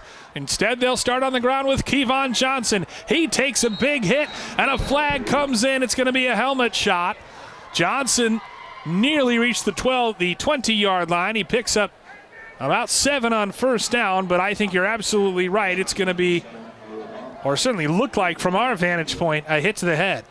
I think it was Young maybe even. I'm not sure, but they're going to call a targeting. We saw that early on in the hit. Definitely came from the corner or the safety position, somebody coming in there, but tack on 15 after the fact. And for Cooper, their second personal foul in about 10 seconds as we watch the play here. Just a little zone inside handoff. I don't know. That's a tough one on Cooper. Carmo and Colley were there, as they've been all night. But the 15-yard penalty looked a lot more violent when we saw it live. In real time, and absolutely. Really, when you look at it again, Carmo was just throwing his hands out to the shoulder pad. So move the ball up to the 34. And again, Kevon Johnson getting the call. Kind of surprised that Armstrong isn't looking to throw the ball a little bit more. Johnson with a minimal gain on first down. Out to the 35, a pickup of 1. And you talked about getting Newbern into the game. But Kevon Johnson has been somebody who they've gone to. You see Newbern right there. I mean, this is their all-wide receiver, right? 5 touchdowns on under 10 passes for the year. He's just been gold. But they are really spying on him. The defenses know that going into these games, listen, it's not a secret. Newbern is a threat, and he is somebody they want to shut down. But Kevon Johnson has been a threat here tonight for them. Franke back to pass, throwing it down the seam, looking for Brecker. And he just needs to put a little more air onto those footballs. He's overthrown Brecker a couple times on those go routes. Sets up a 3rd and 9 now from their own 35. Yeah, that's in triple coverage there. So Newbern was short underneath. And you see Coach was trying to roll the dice there. I mean, that was a straight look on the short side, but triple covered right there. Again, and Bill, you talked about getting Newbern into the game. Even the little short bubbles here. It's a big frame on that outside. Standing at 6'3". Franke, quick pass to Brecker. Makes a catch in traffic. He'll pick up first down yardage. Great job getting yak by Gideon Brecker out across the 45 to the 46. Move the chains for the Falcons. Well, that little slip screen underneath has been a good yard after catch, which you said here. Take a peek. Blocked well. But again, watch him turn up. See that left foot plant turn up gets him the first down. Sometimes you get skittish out there and you want to gain, but get up the field. Kevon Johnson with a burst just shy of midfield as he picks up 4 yards. Some hard running tonight from Kevon Johnson, and he has been the go-to man on offense for Armstrong. Despite fumbling, his fumble early in the third quarter was taken back by Emmanuel Carmo to tie this game. He's out to midfield here. It sets up 2nd and 6. It just feels like they're setting up for Newbern. Watch his shoulder pads.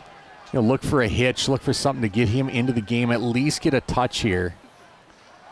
Johnson again, straight up the gut, bouncing off tackles, and he slips inside the 45 down to the 42 for a first down.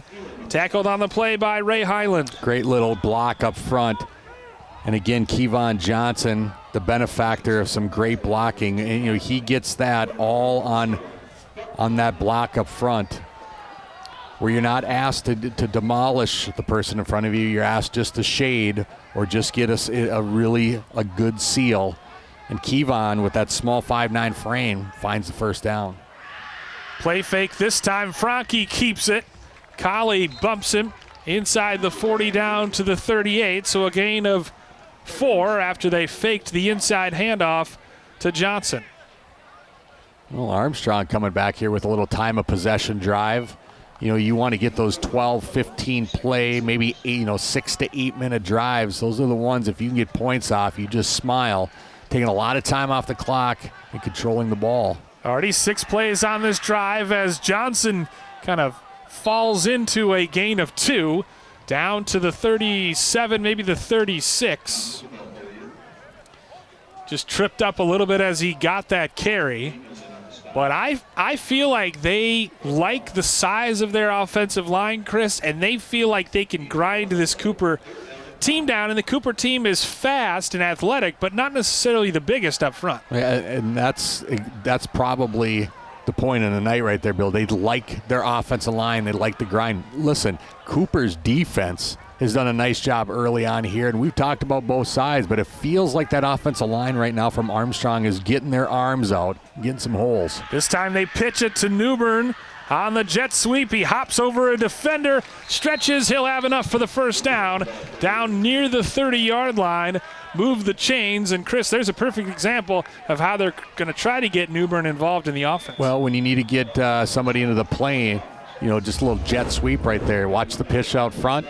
That's considered a pass. So as a quarterback, you get that in the statistics of pass, and Newbern gets it in a reception. But again, just a nice little forward pass there for a first down. Franke looking right, throwing for Brecker, and a great job of defensive positioning by Highland as Brecker tried to bring it in at the goal line, but Highland was there in defensive coverage. It's second down. Yeah, good football play all around. Nice ball in that play. Good hip-to-hip coverage. Just right at the last second, you'll see a head turn right there. Take a peek here. Nice drive. See how he steps forward? He delivers a nice ball. But, again, hip-to-hip. See that little turn at the end there, Bill? That's what the officials are looking for. He doesn't turn his head. Yeah, then you're starting to talk about the flag. But just that little head turn right there. Great job by the defensive back. Get an incomplete pass. Again, send Newbern in motion. They'll give it to Johnson. He bumps into his own offensive lineman, though, and falls forward down to the 27. Call it a gain of 4 on second down. And now they're starting to send Newbern in motion and try to get the Cooper defense a little bit confused. Sets up 3rd and 6. When your offense is predicated around an athlete like Seth Newbern, it always is a little bit frustrating as a coach to try to get him the ball. You're trying to. But they're doing a nice job just getting the ground attack, being patient. Kevon Johnson on the stretch play, bounces it outside, breaks a couple arm tackles. He's got first down yardage and more. Down to the 15. Move the chains once more as they've penetrated the Cooper red zone. Well, if we get a chance to see this Kevon Johnson again run, this is quintessential him. Often, watch how he plants his left foot and goes inside. Does a great job right here. Most running backs are going to go out and try to get it. Watch him plant. He's done that all night long. Very few running backs, and actually when coaches see it, you want to save that hit because it allows defenders to come after you. When you stop your feet, those defenders aren't stopping theirs. We got to take a peek here. Whistle and a stoppage get a in shot play, of as I think maybe an injured player had to. Nope. Offside on Cooper. I beg your pardon. So that's going to set up 1st and 5 now from the 11 for Armstrong. And we got a shot of the Cooper sideline, too, of an injury as well. So there you take a peek right there. If it's Ray Highland here. Yeah, it's a big loss if it is. Highlands played a really good game at safety tonight for the Hawks. Kevon Johnson straight up the gut. Johnson hanging onto that football, and Cooper trying to dig it away from him. But he picks up enough for the first down inside the 5-yard line. 1st and goal now for the Falcons. Yeah, this is tough now. And I know this is going to sound weird, but watch. Kevon Johnson gets a great job. He gets to the second level. But now you play into this isn't Kevon Johnson's bread and butter, the power game. We'll see if they punch it in here. Johnson tracked down from behind. Great defensive pursuit from the backside by number 66, David Daniels, who left injured earlier. But he did a nice job of tracking Johnson down for a minimal gain. Sets up 2nd and goal. Second and goal from the 3. And again, Kevon Johnson's strengths, and they are strengths, are his ability to shake and bake left to right, not run over here. Franke gives it to Johnson. He spins out of one tackle, reaching for the goal line. He's going to be short. Tackled at the 1, and again, it's like you said, Chris, he's not a power runner. He's done a nice job between the tackles tonight, but these short yardage situations are where you wish you had a power back if you're Jack Nagan. Right, and you almost think that, you wonder if it's Dawson Franke, like if he follows the lead of Kevon Johnson, but where Kevon Johnson, he spins out of that tackle beautifully, but where you need that 3 yards of putting your head down and going, he gets to 2, and he gets a little opportunity here. Watch Kevon Johnson, the spin right there. You see that spin? Great, that's awesome. But as soon as he gets hit, his feet stop and the ability to come up there, that's where you want that burly back, that quarterback. Maybe it's a Franke to get that extra 1 yard on the play. Jalen Hayes being helped off the field, dealing with a likely cramp. Talon Williams and Nick Hott made the stop on the play. Good job by Hott, especially for standing up Johnson at the 1 yard line.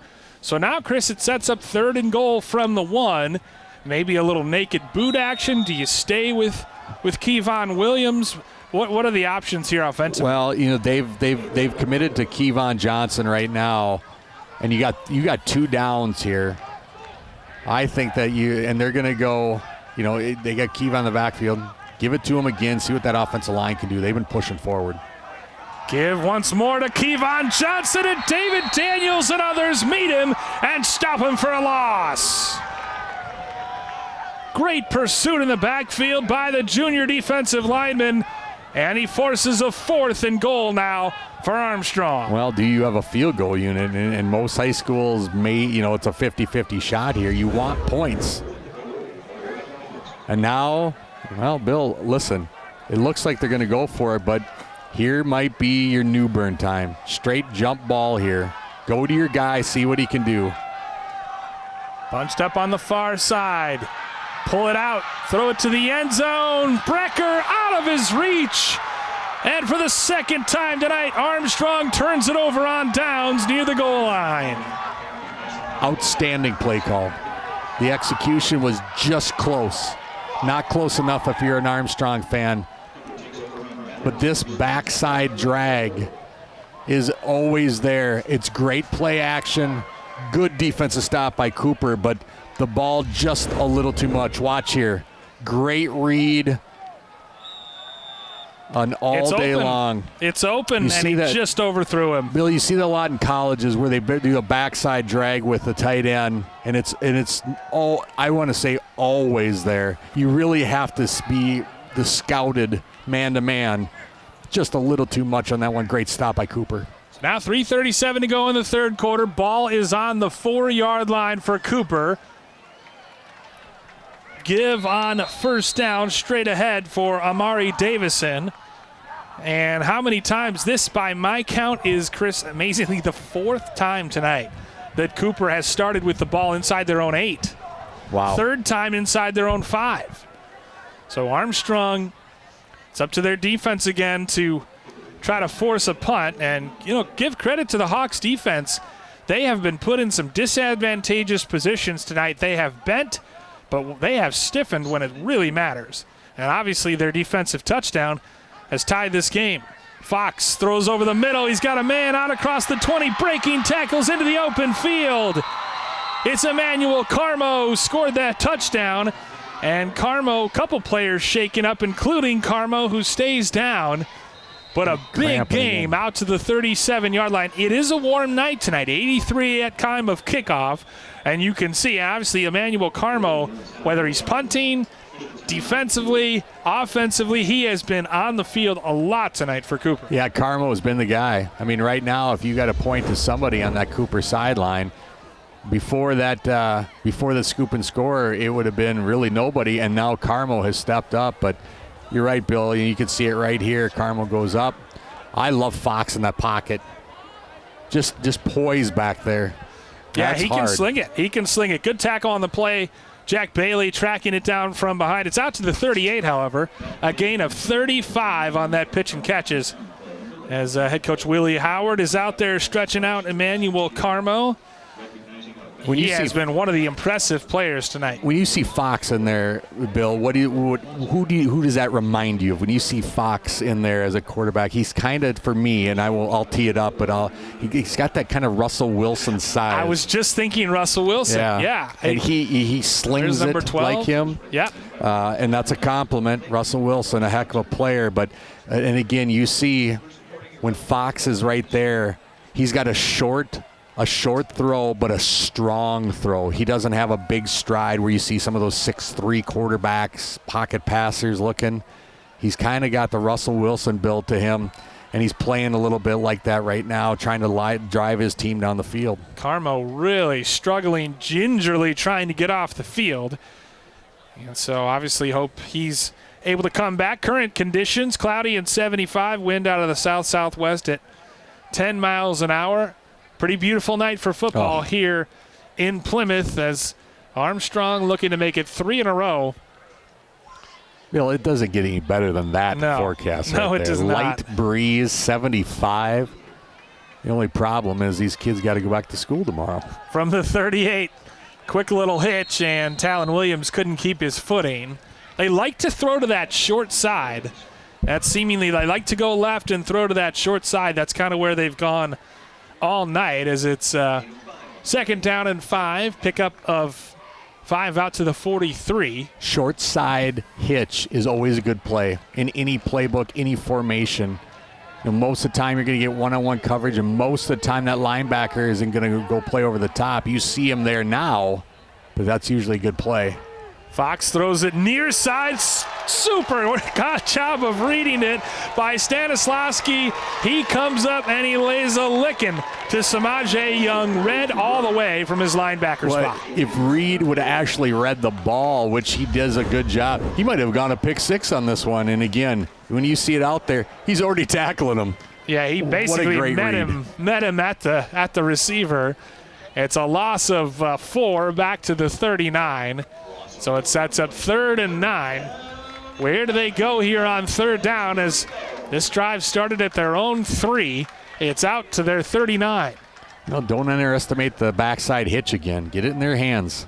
Fox looking left, rolling. He's not going to get it. He's sacked.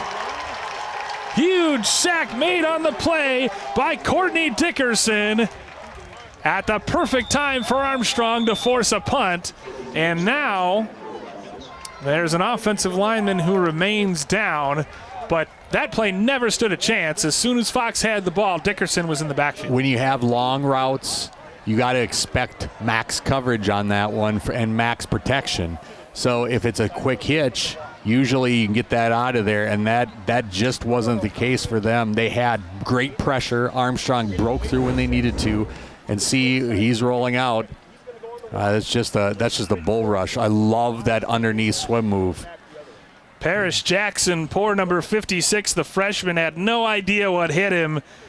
And Courtney Dickerson was in the backfield immediately. Dickerson took that left hand, got the shoulder pads. When you get the shoulder pads squared and up, and then the rip comes through, that's a win. That's, when you're watching the Hard Knocks preseason type of shows, you're watching these guys do those swim moves against the open air dummies. Aiden Hutchinsons of the world, the guys that do it so well for the Lions. That's what you work all day in preseason, is to get that type of thing. And it's a big play, and that's a big sack of the play for the Falcons. And Armstrong, as we take a look at their upcoming schedule, they got some tough ones coming up. A couple road trips to some St. Paul private school powerhouses, Cretin-Derham Hall, and then St. Thomas Academy. And still with 2 tough ones at the end of the season as well, at Matamidi and home against Andover. So they've kind of gotten the quote-unquote easy part of their schedule done early in the season, but it doesn't get any easier for Coach Jack Nagan and the Falcons the rest of the way. You look at that schedule right there, and boy, I tell you what, I mean, he would be grateful to be 3-0 right there, but you're at Cretin. We know what that is, and that's on the road. At St. Thomas Academy, new coach Travis Walsh right there, taking over Dan O'Brien, doing a great job, coming up with a big win against Waconia the other night. Then versus home Hastings, Matamidi Zephyrs on the road is always going to be a challenge. I'll tell you what, the game, Andover looks really good right now. They played really good football in these early games, and that looks like a heck of a schedule ahead of them for Armstrong. Meanwhile, Cooper has got some home games coming up, hosting St. Louis Park and Apple Valley, as well as Tartan, and road trips to Bloomington, Jefferson, and Hastings. So just looking at those two schedules, you would say that Cooper has the easier of the path the rest of the way. But you just never know in high school with health and kids and their focus. And so that's why they play the games. But obviously both teams, Chris, starting the season 2-0, really good starts to the season for both. And that's why both come in ranked in the top 10 in Class 5A. Well, and I'm guessing that section play is going to dictate these two teams are going to see each other again. And again, last year, it happened to be Armstrong's year, beating them once and then knocking them out of the section finals. But all roads point to that. But I think you said it best, Bill. You got to play the game of football. You never know what's going to happen, injuries, and the bounces go which way. So the only opponent looked like be Hastings to me. So when you're thinking about a whole season look, that Cooper-Armstrong schedule really kind of splits there, and Hastings only being the schedule for them moving forward.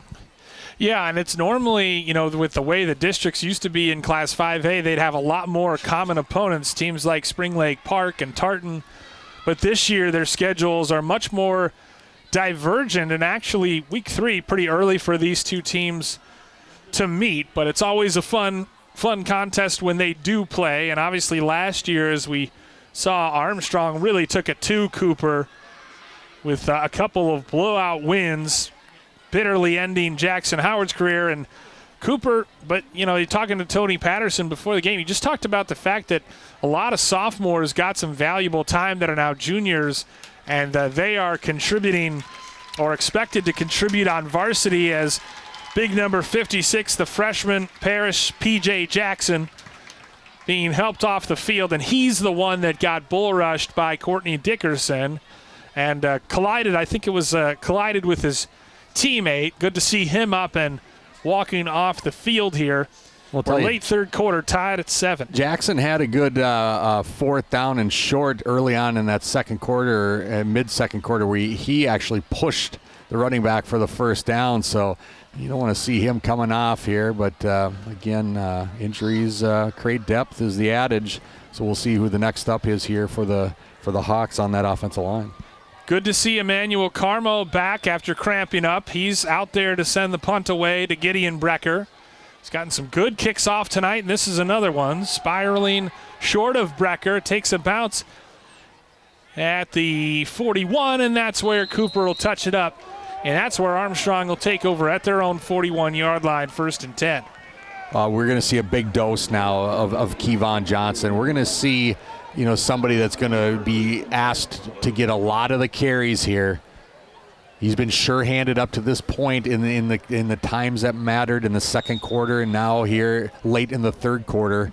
I would imagine that offensive line is being told, gentlemen, get your reads in front of you. Let's get solid blocks. Again, we're not asking for pancakes every time. Just get solid seals and let big number 1 here, Kevon Johnson, find those holes and keep the chains moving for that Armstrong Falcon offense.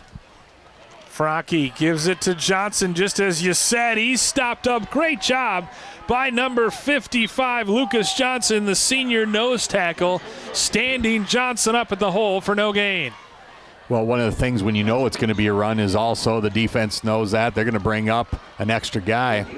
We haven't had an opportunity to call Lucas Johnson's name tonight, but the big senior up front there does a nice job just holding Kevon in his spot and allowing everybody else to flow to the ball. Nice job by the big senior there, defensive lineman. 2nd and 10.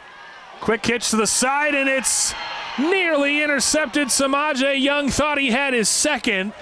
And that right there, Chris, was just a poorly thrown ball out of the reach of Newbern. It was kind of up for grabs, and Newbern almost had to play defensive back to prevent Young's second interception of the night. There's no doubt he had to play defensive back. That was an easy interception right there, but Newbern's going to get his hands in here. Watch the ball. Interception, done. See Newbern rip that out at the last second? And I'm not sure if he was looking for Brecker and just sailed it on him or what, but a fine play by Newbern to give his chance here on 3rd and 10. Franke goes back the other way, sets up a little screen to Kevon Johnson, and that was read all the way.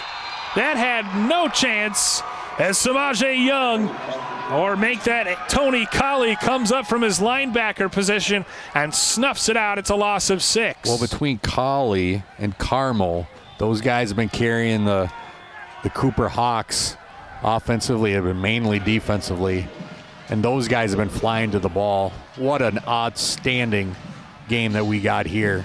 Nothing more, right, Bill? I mean, you got a rivalry game. This is exactly how you want to go down into the fourth quarter. Yeah, no question. Tony Colley finishing the half with a flourish.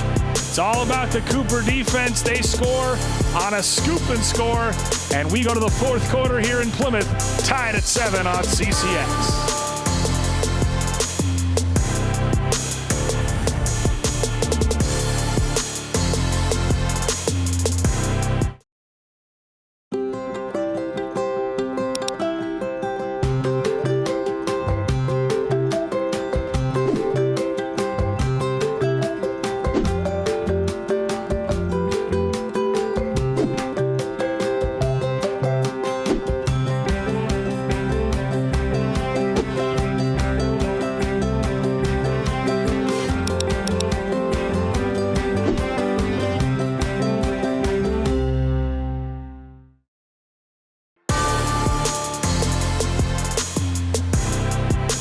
Fourth quarter here in Plymouth, 7-7 our score as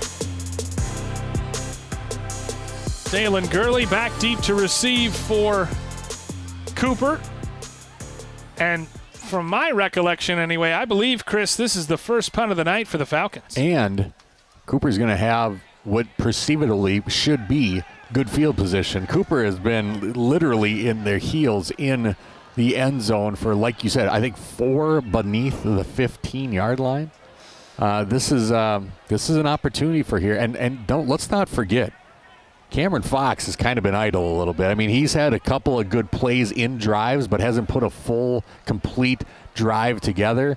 You give Cameron Fox the opportunity to get the ball here at midfield.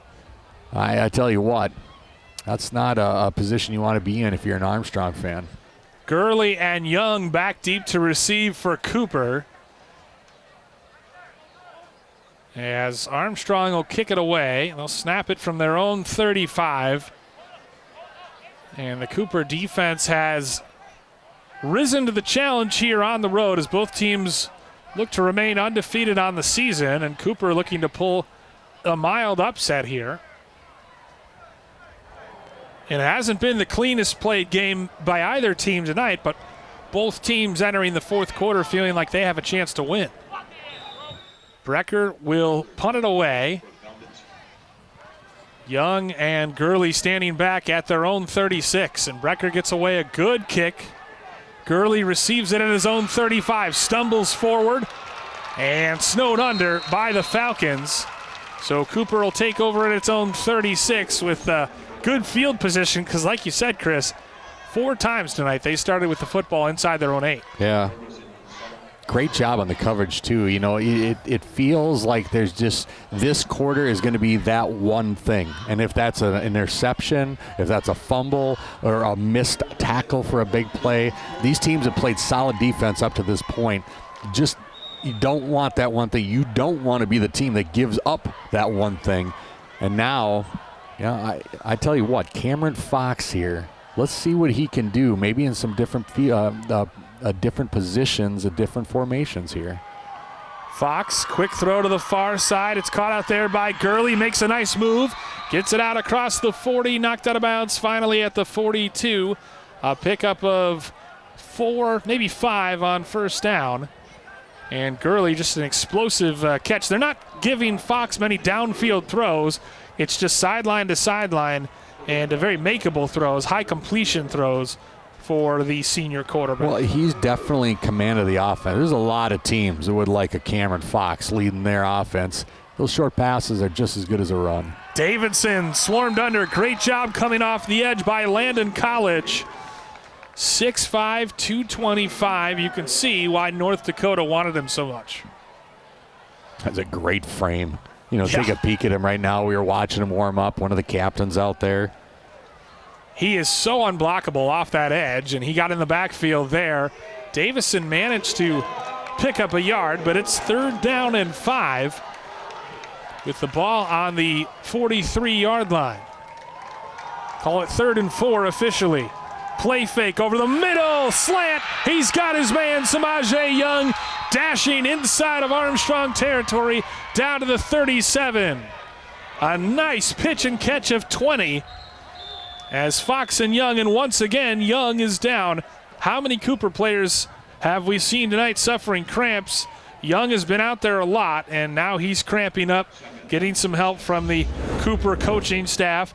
But what a great play design. High throw here. See that? But that was a heck of a catch. I love the quick slant. In stride, he made the catch and kept on running. You want to deliver the slant into his chest. It was a great ball, just high. He didn't lead him, and you want to make sure that you get it on the person. So when you coach that up, you're putting the slant on the person so he can get it running and he doesn't lead out. The reason is no receiver wants to extend their hands. That's where you get injured. That's a hospital pass. Right. And nobody wants it behind you because that's going to tend to be like you want to hit it in full stride. So right there, that tells me Fox did a great job. That was a heck of a grab by Young right there. Well, I tell you what, Cooper Hawks, got to have some salt tablet bananas or something, whatever the old remedy is before the game here. But cramping up here is going to be an issue in 4th quarter for these guys. Yeah, electrolyte tablets or something, but the ball's on the Armstrong 38-yard line. Call it officially a gain of 19 on the catch and run by Young. This time Fox will go under center. Turn and pitch it back to Davison, who cuts it upfield, tripped up by Stanislawski after a gain of 2. A rare under center right there. Yeah, that's why I noted it. He's been from the shotgun nearly all game. Stanislawski has had a nice game for Armstrong defensively. It's 2nd and 8 now. Young back in, so just a little bit of a cramp. I think that play call dictated Young coming to the sideline there, and now we'll see Cameron Fox in the position that he's been used to all night is in that shotgun. Quick throw to the near side. It's caught by Williams, and he's dragged out of bounds inside the 30 down to the 29. He'll be short of the first down by about a yard, depending on the spot. It does look like, no, they're going to give him the first down. I beg your pardon. Forced out at the 28, but that's enough for first down yardage. Move the chains for Cooper. I love offenses that know who they are. The quick slant on the backside. It's been there all night. They've gone there all night. It's a great, maybe a 3-step, 3-yard pass, easy pass, but yards after catch is big. Moving those chains. Davison on the carry. College tracks him down from behind for no gain. And I'm not surprised to see them go to the air as much, Chris, because they are struggling to run the football. Stanislawski, College, Frocky. That defensive line for Armstrong is quick and has been in the backfield as Tony Patterson calls out the plays here on 2nd and 10 from the 28. Yeah, we see Courtney Dickerson right there. He's had some big plays from that defensive line position as well. And you're right. I think the run is just a tease. The strength of the ground attack is that quick hitch. Fox back to pass. Shoulder fake. He's going up top. In the end zone. Knocked away. Fine defensive play made in the backfield. First time tonight we've called the name of Nora Grogos. Watch Gorgos here. He eyes it all the way up. I love the play call. See the little hitch there? Oh, that's the hitch and go. But see, he's eyeing that up. That's a good defensive play. That's an easy no call for any official. And you can do hand checking and anything after that right there. Look at the grab. Could have been offensive pass interference on Gurley, but instead it's a no call. Good play by Gorgos. forcing a 3rd and 10 now from the 28. 7-7 our score inside of 9.5 minutes to go. Fox again throws it down the seam. A leaping catch made by Carmo at the 6-yard line. He high-pointed it. What a fantastic grab. A penalty flag comes in at the end. We'll see what the call is. But a huge pitch and catch on 3rd down, gain of 22. Beautiful pass, beautiful catch. It's going to go against Armstrong. I don't know. They may pick this one up, and I think that's what they're talking about. But it's going to be half the distance, personal foul, defenseless hit here on a receiver. Yeah, was it targeting? It is a personal foul. 4th penalty of the night, first one of the second half second of the second half. The 4th personal foul of the game on Armstrong. Jack Nagan doesn't like the call. Watch this pass, second level over the linebackers. Oh my, what a great pass. So they're calling defenseless on that one. A lot of penalties are designed to protect people in football. Davidson dragged down from behind, short of the goal line at the 2, a gain of 2 on 1st down. But great job on that catch by Carmo too, because it was a little behind him and he had to adjust midair. Spectacular athleticism. Tackle on the play from behind made by Langdon College, who has been as advertised. Well, I'll tell you what, Carmo right now might be your player of the game. The scoop and score and that big catch. He's come up with big defensive plays as well that we've got a chance to call him. But boy, Cooper is knocking on the door right now. I think you just keep going behind that offensive line. But I tell you what, Courtney Dickerson is going to say different in there. 2nd and goal. Rolling out to his right, throwing to the short side. And it is no good. Cooper wanted a touchdown catch, but they rule it was out of bounds. They tried to hit Samaje Young. Instead, it's going to be 3rd and goal from the 2. They love the short side pass on the field. There again, play action. They look for the short side. They think they got one-on-one on that backside. What that does is normally you see Coach Patterson right there talking to his leader on the field, Cameron Fox. You know, he's calling him down. Look at this short side of the field. Nice little throw, beautiful pass. And that did hit the ground. That's a great call by the officials to rule that no catch. Great shot, CCX right there. 3rd and goal. Play fake to Colley. Toss it up to the end zone. Leaping grab made by Carmo for the touchdown. Emmanuel Carmo has scored once on defense, and now he's scored on offense. But hold everything, there is a penalty flag down. Boy, they may call a pick here. This would be a big call against Cooper. It was a crossing pattern, and it came from the backfield judge. And there's not much that you can call back there, Bill, except a pick. Can we just focus on the fact that Emmanuel Carmo is dominating this game? Pass interference on Cooper. That's what it was. Exactly what you said. So replay the down, and we'll see where they march it back to. But the pick play called by the back judge, Cooper fans don't like it. As we take a look here. Let's take a peek. It's kind of a broken play, that backside arrow. It's called an arrow. You're going to see it off screen. Oh. Yeah. I'll tell you what. Give them credit, and that guy was right on it. That was contact. Good call by the official, but if you're a Cooper fan, not the call you wanted. From the 17, Fox back to pass, rolling to his right, throwing, and it's dropped. It'll be 4th down. I imagine Cooper will go for it as Samaje Young dropped the pass. He was hit as he threw. As we take a look at that previous play again, this is where you'll see the pick. And yeah, clear as day. It's a great catch by Carmo, but clearly the trailing defender was warded off. Those are hard things, Bill, when you're coaching in the moment, you know, and you just want to have it so bad. You want it so bad. It's a rivalry game. And the composure on that sideline. It's a great call by the official. This is 4th down here, just when you thought Cooper was going to turn the tide. 4th and goal from the 17. Fox back to pass down the seam behind Carmo and incomplete. And Armstrong forces the turnover on downs. Not a bad idea to go to Carmo down the seam. It was in traffic and a little bit behind him. And the junior could not make the play, so the ball turns over to the Falcons. Credit the defense on this one. I love the play called going to Carmo. Ball a little bit behind him. It would have been nice to be right on him. And again, we talk about those wide receivers that don't want to see the ball in front. Watch the ball a little bit behind right here.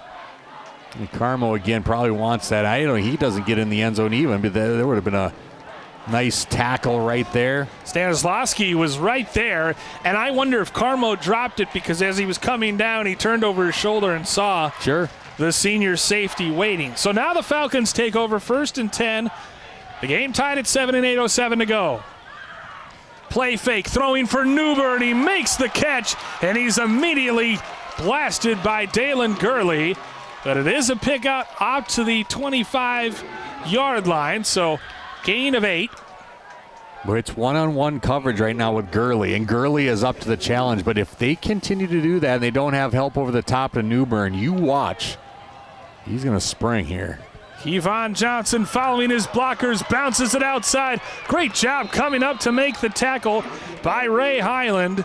Called his name tonight a lot, but it's enough to get first down yardage, just barely. Highland coming up to make the tackle. Johnson all night, it seems like, has not been taken down by that first defender. Bill, how many times tonight do we just feel like, yep, it's going to be Armstrong or Cooper going into the end zone, and defenses come up with big plays, or there's just been that one thing. I'm telling you right now, there's still that one thing looming. From the 27, get it out to Newbern. He's gang tackled. Gurley is in there, and Gurley committed a face mask penalty. A little bit too physical as Gurley was coming in to help run support with Jalen Hayes, and I think they're going to get a personal foul on Cooper. Well, they'll take the completion, and 15 after that. That's going to bring the ball out to midfield at the 45 range. 3rd personal foul committed of the second half, committed by Cooper, and Gurley just being a little physical. You can tell he's amped up for this one-on-one matchup with Seth Newbern, but this is where it's really important to keep the kids, as you see the replay. And they have the initial stop, but then Gurley comes in and just a little too physical. These penalties tonight, big penalties. Yep. Big run by Kevon Johnson. He breaks, tackles Johnson to the second level. Can't quite keep his balance as he crosses midfield. Tackled at the 48-yard line. Move the chains, but that's something, Chris, that we've seen from the senior running back all night. He has done a great job maintaining his balance. And his strength is to get to the second level. He is not going to power over the top. You watch Kevon right here. Gets good blocking in front. And where does he go? Back inside. It's unlike a lot of running backs the way he goes back inside. He bounces it outside this time, cuts it back inside, and another nice gainer on first down to the 42. A gain of 6 on first down, and Kevon Johnson has answered the bell tonight for Armstrong. I don't think another running back has touched it for the Falcons, and of course he caught the lone touchdown pass of the game back in the second quarter. And we're getting late now, still 7-7 as time ticks down, nearing the 6-minute mark here in the fourth quarter. Watch for that wheel route they scored on to be maybe in this series. Play fake, Franke keeps it himself, plows forward inside the 40, down to the 39. It'll be a yard short of the first down, but a nice play that sets up a very manageable 3rd and 1. Well, time is ticking here. Now you're into the 6-minute mark. Both teams have their full array of timeouts. They're going to measure this one. This is probably good for both teams here, like the on-field timeout. Oh, another cramp. Another cramp. I'm not sure anyone will actually need to take a timeout, though, because there's so much cramping going down and so many timeouts and water breaks. We're still in the 70s here at night here in Plymouth. Note to Cooper Thursday cafeteria staff, stock bananas. Stock bananas. Get that potassium to those kids, especially the ones that are playing both ways. as they treat another cramp. 3rd and 1 coming up for Armstrong. 7-7. And Chris, I thought we both came in thinking this was going to be a really good, really competitive game. But I'm not sure either one of us would have predicted 7-7 late in the 4th. Well, I was going to say competitive in the offensive sense. You know, this feels like a 28-21 scenario when you're looking at it on paper. We got some great stats there, and let's take a look at the rankings right here. Yeah, Class 5A is loaded. Mankato West at the top there, the defending state champions. Elk River nowhere in the top 10, but Mankato West up there. Expected to contend this year. Chanhassen, how about that district? You're familiar. I am. Being a Waconia dad. My son's playing in Waconia, even though I'm at Breck. 3rd and 1. Carmo comes in, or beg your pardon, Colley comes in and takes down Johnson behind the 40. It's a loss of 2. Sets up 4th and 3. Decision time for Jack Nagan. And you're kind of in no man's land here. You're not going to pin Cooper deep. So they're going to go for it, and maybe this is Seth Newbern time. Hey, look for a little slant here. Newbern on the outsides. 4th and 3. Ooh. Cooper nearly jumps. Instead, Armstrong looks to the sideline for the play. 4th and 3 from the 41. Franke rolling to the near side, pump fakes, throws, and it is in and out of the hands of Brecker. Another turnover on downs for Armstrong, their 3rd of the night. And Cooper takes over 1st and 10 in good field position at their own 41. Wow, just roll out. Covered well by the Hawks on that one. You see him as he rolls out. Coach just knows it right there. Armstrong, if they do not win this game, Chris, will certainly look back at all the plays that they left begging. A couple times inside the 5 and could not punch it in near the goal line. Cooper 1st and 10. Fox gets the ball, play fake to Davison. He'll keep it himself, bounce it outside. Stanislavski comes up, make that Brecker, comes up and makes a terrific open field tackle. That's a great tackle. And again, Fox, he's dual threat. He's mainly the pass. We see right there just a great open field tackle. Watch him going downfield. And right here tries to make the move. But again, to the credit of Brecker on that one, who comes up with a big interception before the halftime. Very able tackler as well, and gets Fox for a nice open field. Just a gain of 2. Again, 4 receivers, trips to the far side. Cameron Fox quickly throws a little swing pass to Samaje Young, who falls down, and he'll lose a yard back to the 42-yard line. And it sets up another 3rd and long, Chris. Well, it was the right play call right there. You had trips. You had definitely people on their back heels. They're not giving up anything deep here. This Armstrong defense has had 3 people 15 yards off of the line of scrimmage. They are not going to get beat deep by Fox. But again, Fox is really good at throwing the hitch, really good at throwing the swing, and he just gets it out there enough. Well, that time Young just lost his feet. Comes up with a loss on the play, actually, but nice play call. Just unfortunate Young comes up with the slip on that one. Emmanuel Carmo comes up. He's linked. He's on the line on the left side, and Cooper and Tony Patterson don't like what they see. They want to take a timeout ahead of this massive 3rd and 9. Stops the clock with 3:21 to go. As you can see on the screen, Armstrong with all 3 timeouts. Cooper with 2. They may just have 1 after that last timeout that they just took. But Emmanuel Carmo checked into the game and lined up, put his hand on the ground on the left side. So I'm not sure if they're going to try to slip him down the seam again or what. But every decision, every call crucial now. As we take a look at our upcoming telecasts here on CCX. More football coming up tomorrow. We'll be at Osseo. Some boys and girls soccer. And then next week I'll be on the call for Totino Grace at Benilde St. Margaret's. Totino Grace having a nice bounce back year. They're also in the rankings. Fox on 3rd down, blow the play dead. It's going to be a false start on Cooper. Well, going deep here on this one, I was just going to say a situation like this, I like the under. You're in 2-down territory. I don't think that you're going to see the Hawks punting here, but we're going to get an offsides. I beg your pardon. I said it was going to be a false start. It's actually offside on Armstrong. So I spoke too soon, and now this makes things a little more manageable.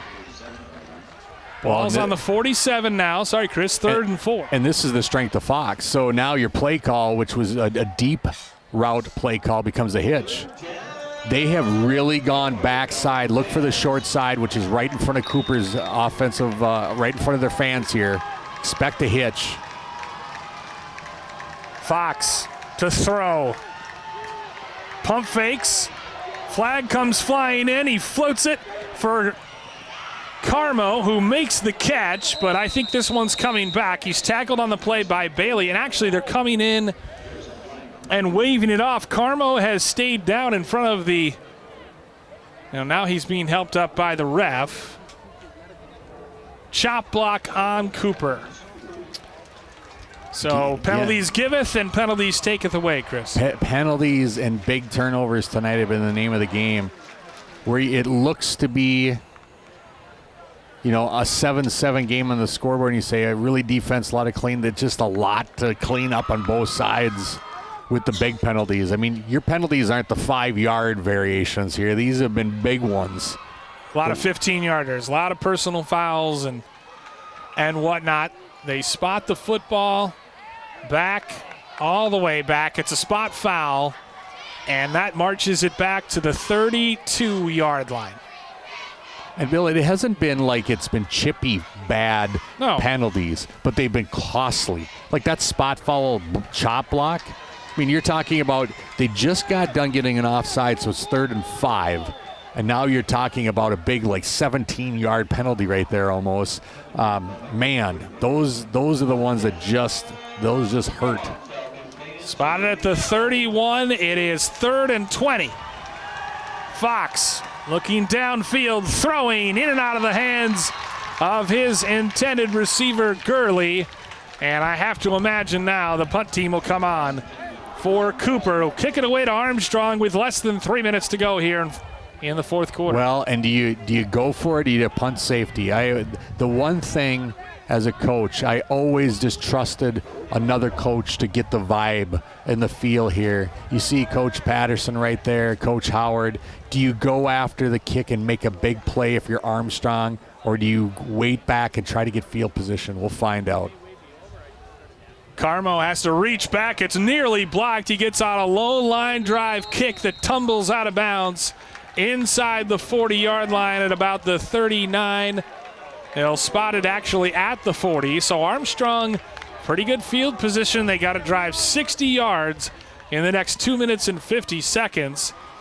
And we'll see if they try to keep it on the ground, knowing they have all 3 timeouts with which to work, or if they go to the air and look for their leading receiver, Seth Newbern. Yeah, I don't think everybody realized how close Dayton Franke was right there to getting that punt block. I mean, he comes off over there and he's banging his head.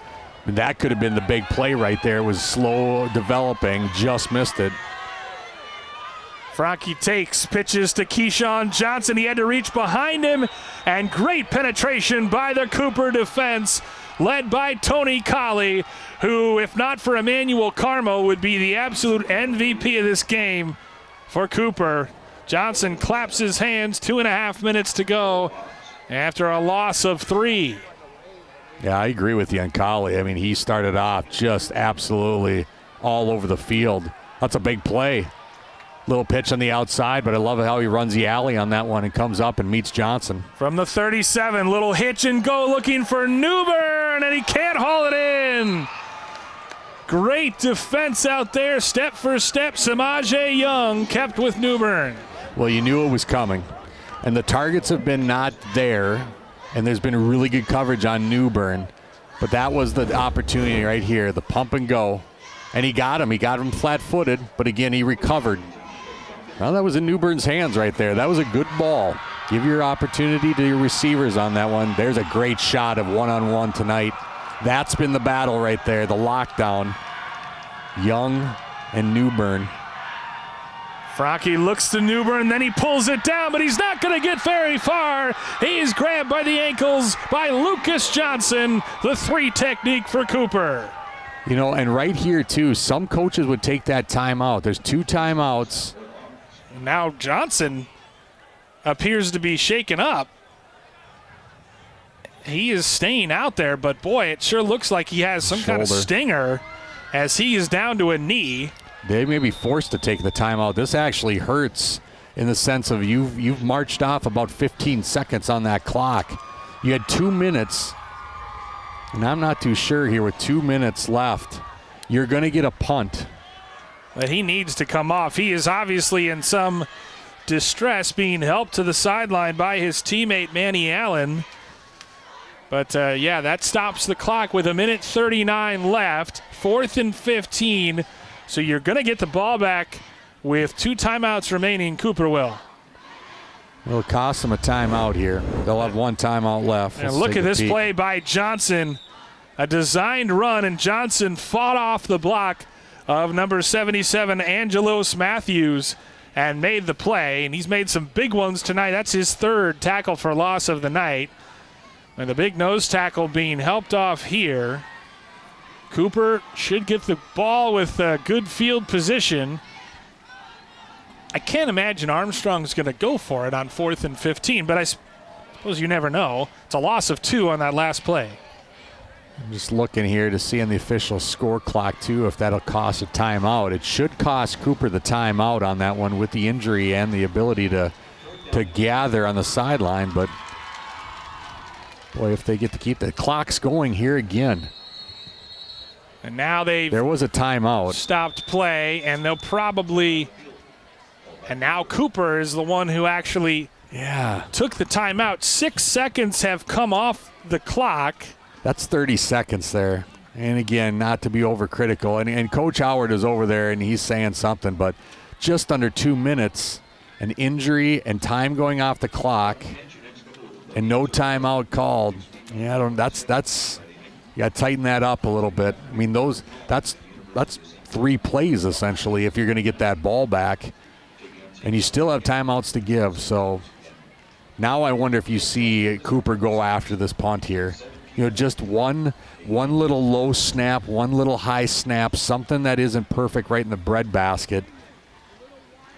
Maybe you get after here, and we talked about it, Bill, that one thing, right? That one thing. It felt like there was one thing that was going to happen here. Could it be a bad snap? Could it be a big kick return? Could it be a block?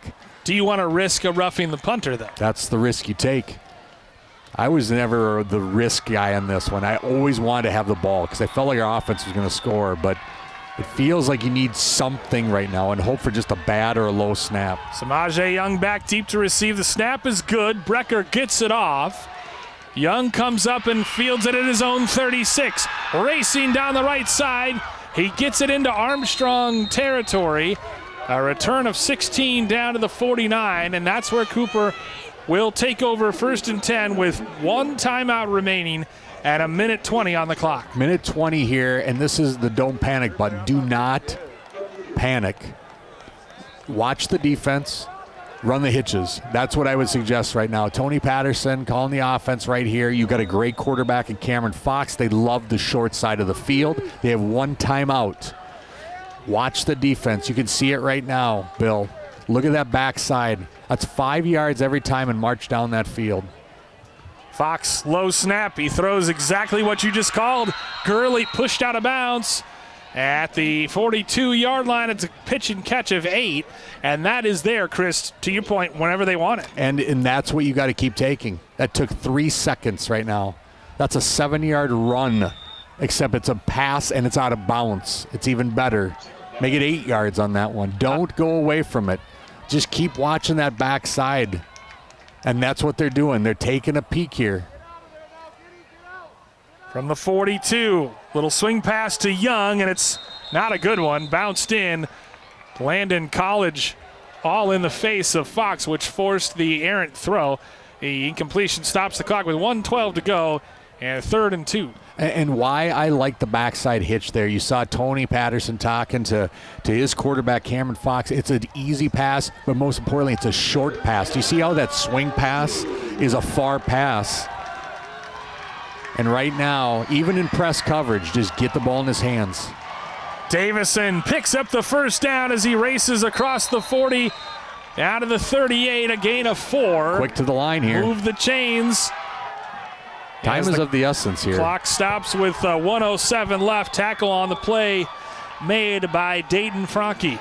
And you see a little bit of discombobulation here. You can see coaches want quick to the line, but again, that's 7, 8, now 9 seconds running off that clock. Carmo in there, and again, low snap, and immediately in the backfield, but it's going to be a personal foul, I believe, on Armstrong as Davison was grabbed around the head by College. They might actually blow that whistle early here. If it's offsides. Are they going to say it was, are they going to pick up the flag? False start. False start on the offense. And so repeat the down. So 5 the yards. Armstrong coaches in the box thought it was a personal foul on College, but because it kind of came in a little late. Right, so big play there. They did throw that flag with intent to call it on that personal foul. So, but it negated on the other thing. And the time is ticking here again. Time ticking. From the 43 now, Fox back to pass, pulls it down. He's being chased. And a great job by Wilkerson, or rather Dickerson, grabbing him by the ankles as he let that one go. Good job by Fox, who comes up a little gimpy to get rid of the football. Sets up 2nd and 15, and the incompletion stops the clock with 33 seconds to go. And that's the danger, right? When you're a little out of sorts, a little disorganized, and a little discombobulated, right? That's when you can have a false start penalty or an illegal motion penalty and set your team back. Right. Early on in the season, it is the 3rd game, though. You work all preseason on situations like this. You know Cameron Fox is a gunslinger here. We're going to get a timeout here by Armstrong. Good timeout. They have all 3 remaining.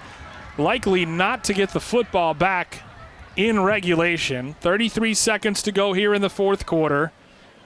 The only touchdown of the second half, a scoop and score by Cooper and Emmanuel Carmo in the 3rd quarter early to tie us at 7. And it has been a defensive tussle. Armstrong, their lone touchdown, a 20-yard touchdown pass to Keon Johnson. As their head coach, Jack Nagin, talking things over with his staff, trying to get this to overtime. Well, discussion right there, Bill. What I was going to say is, do you bring the pressure? Do you not? Looking on the field, you have a 2nd and probably 16, 2nd and 15. You know, if you bring pressure, that opens you up for, well, they've been running screens tonight. You know, like, so that discussion that you're seeing on that Armstrong sideline right now is strictly about, do you bring the pressure or not? We'll see here from linebackers if they get antsy. I got a feeling a little bit just by where we're at. They've used that slip screen, maybe something as far as a screen. Fox looking left, now looking right, throwing. He's got his man. It's Gurley rolling out of bounds. Well, not out of bounds. They'll say he was inbounds. Might have to take a timeout here. At the 32-yard line, they still have 1 timeout remaining, does Cooper. 16 seconds, 15 and counting. They haven't taken it yet. Fox back to throw. Throws again to Gurley, who sprints out of bounds this time at the 24-yard line to stop the clock with 8 seconds to go. I love the backside hitch. I'm unapologetic on that, Bill. They've gone to it all night. Just all night long in a march on the field, but they're going to look back. A ton of time left on this clock. If you're Cooper, you probably have 1 play left. Unless, you know, are they going to go deep? I still, again, the unapologetic person in me, throw the hitch in the outside right now and just get 5 more yards. 8 seconds remaining. Maybe time for 1 or 2 plays. Fox, quick drop, throw to Gurley. This time he's hammered out of bounds on the far side, but that same play, the last 3 throws have knitted him about 15, 16 yards, and it's all been those back shoulder hitches to Gurley. He goes out of bounds to stop the clock with 4 seconds remaining, and this time Cooper will use its last timeout with the ball spotted at the 20-yard line and probably time for one last play. And this is where you're going to ask Gideon Brecker to go up and get another one. I mean, he could do it at the end of the second quarter. Hopefully, if you're an Armstrong fan, he's going to go up and do it here at the end of the fourth quarter. But this is going to go into the end zone here. So look for probably a three-person on the line if you're Armstrong, bringing that fourth-person pressure. So you'll see a little bit. You don't want Cameron Fox back there just to freelance. But again, do they have that go up and get person? And I got a feeling that person just may be Carmel, Bill. You know, like we've seen the opportunity to go up and make the play. This is going to be a great finish no matter what it is here. I mean, 7-7. We got this the no hype game. If you can't get excited about this in your own district and this score, what can you get excited about? In a back and forth contest, each team has driven the ball but not been able to put it in the end zone much tonight. And now Armstrong, having looked at the formation of Cooper, takes its own timeout as they will have one remaining. But a good timeout by Coach Jack Nagan to try to dial up. And again, the question, Chris, is do you bring pressure or not? And did you see what they're doing? They put Carmel on the short side of the field, kind of trying to hide him a little bit. They're going for the jump ball on the easy side of the field, the short side, which is in front of the Cooper sideline right there. I love it. I love the ability to do. It's a easier pass, but that's timeout right now. You watch where Brecker goes. I mean, that's the person who's your kind of center fielder out there. And we'll see if Coach Patterson or not decides to change that formation. I doubt they will. But look for them to go backside here. I think they got Gurley and Carmel on the backside and looking for a jump ball. And that's exactly what it's going to be here. They got Newbern in here on the backside. This could be it here. 2nd and 6 from the 20. Last play of the game. It's a direct snap. It goes to Davidson, and a broken play ends regulation. I can't imagine that's what Cooper wanted to do. But a direct snap, probably intended for Fox. It went to Davidson. Tony Patterson can't believe it. But we are headed to overtime here at the Falcons' Nest in Plymouth. And, Chris, it's fitting that that's how regulation would end. Well, it's fitting because the defense wins, right? You know, the defense has been winning all night. Not sure if that sideline wanted that exact play, but listen, free football here. The band's sticking around. We got a fifth quarter, and it's going to be overtime here. So opportunity for both teams to possess the ball, and we'll see which one. They will both have the opportunity to get it here. So they will actually have the captains come out and decide which side they're going to go on here. We'll have that overtime period for you straight ahead here from the Falcons' Nest in Plymouth on CCX. CCX Media, your source for great local programming, is available on Amazon Fire TV, Apple TV, and Roku. Our free app allows you to stream all 3 of our channels live. You also have access to a large on-demand library, including full sporting events and daily newscasts. To find us, go to the store, search CCX, and download our free app. Then sit back and enjoy all of your favorite local content. The CCX Media app, available on Amazon Fire TV, Apple TV, and Roku.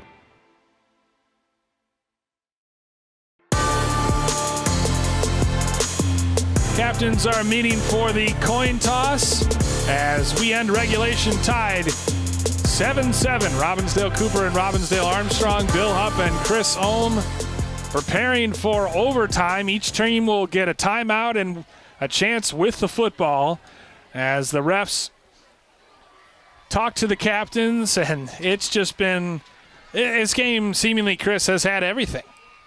It has everything, and you know what? We haven't had a chance to see that gentleman right there, Newbern. Does he go up? Is he the hero that goes up and climbs the ladder and gets the big one? So, you know, they'll flip the coin, and this is strategic. So you want to make sure if you win the toss that you're going to go second, so you'll know how to answer. So usually, if you win the toss, the other team is going to go first. Cooper won the toss, and no ref mics, obviously. So we're not sure if they. But theoretically, right, Chris, they asked to play defense first and go on offense second. As Tony Patterson and Willie Howard look on. And then it's just a matter of which side they want to defend. And that will all be sorted out here momentarily.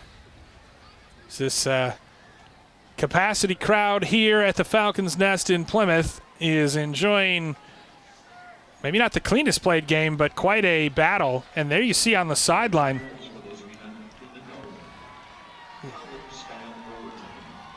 Lucas Johnson with his arm in a sling. College-style overtime. They'll start at the 10. They have 4 downs and a timeout to get in the end zone, and each team gets a turn with the football. And it's fitting that these 2-0 teams that are separated by just 3 ranks in the Class 5A top 10 are headed to overtime. Well, the Falcons will start with the ball. So Cooper did win the toss, and like we expected, they elected to play defense first. Kevon Johnson has been their go-to, Bill. We'll see if they decide to go to it. I think, if I'm not mistaken, you do get the option of starting in the middle or the hash. Always think about if that, little things like that is what, to think about, especially when you have a slinger like Cameron Fox coming in the second time, and they love going with the backside throw. But they will opt right here, ball in the center. And here we go. We'll see where it goes. There's the backfield. Quarterback Dawson Franke lined up with Kevon Johnson to his right. On first down in overtime. Play fake to Johnson, throw it up for Newbern, and it's knocked away again. Well defended by Samaje Young. Well, there was your... Is Newbern going to climb the ladder? Is he going to be that guy? That ball comes down. Beautiful play action. That ball needs to come down just a little bit more. Get it in front.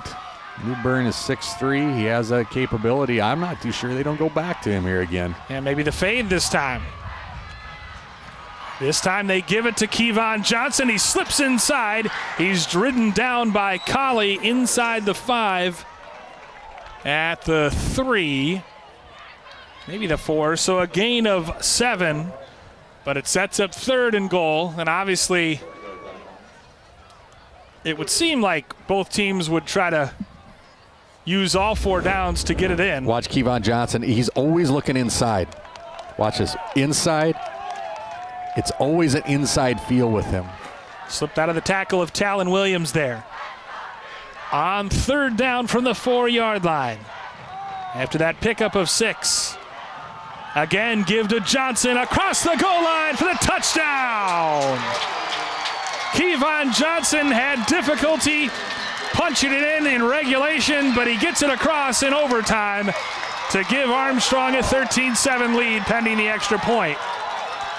And I think he got rung there as he leaves the sideline in some discomfort, leads the field in some discomfort, but he gives his team the lead, and he has been a rock all night long for this Armstrong team. Big extra point coming here. These points matter.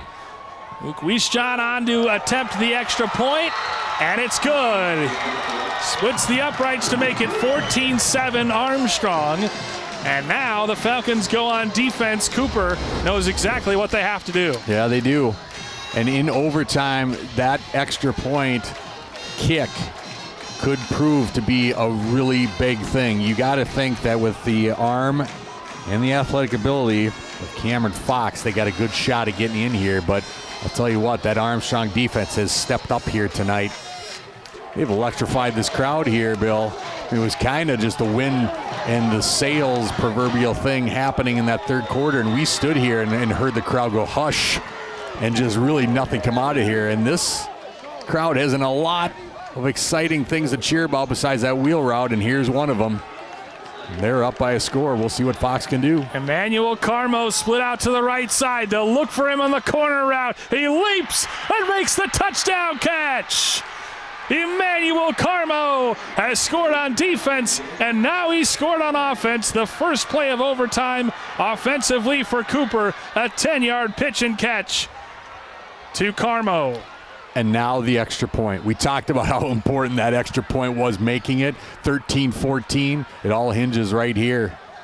I mean, you're coming hot. If you're Armstrong right now, one play, throwing it up to Carmo, almost unfair, by the way. He just goes up and gets it. You saw him split out wide to the right, and then they rolled to that side. And a great ball as Kevin Callan is on to attempt the extra point. And Armstrong will take a timeout trying to ice him. The extra point to keep this game going, not automatic. Callan has missed a couple this year. He obviously made one earlier in this game. 14-13 our score as we take a look at the game-tying touchdown, or potentially. Oh, beautiful ball. Beautiful ball and a great adjustment. Yes. As you can see here, midair to turn around, find the ball, and then catch it.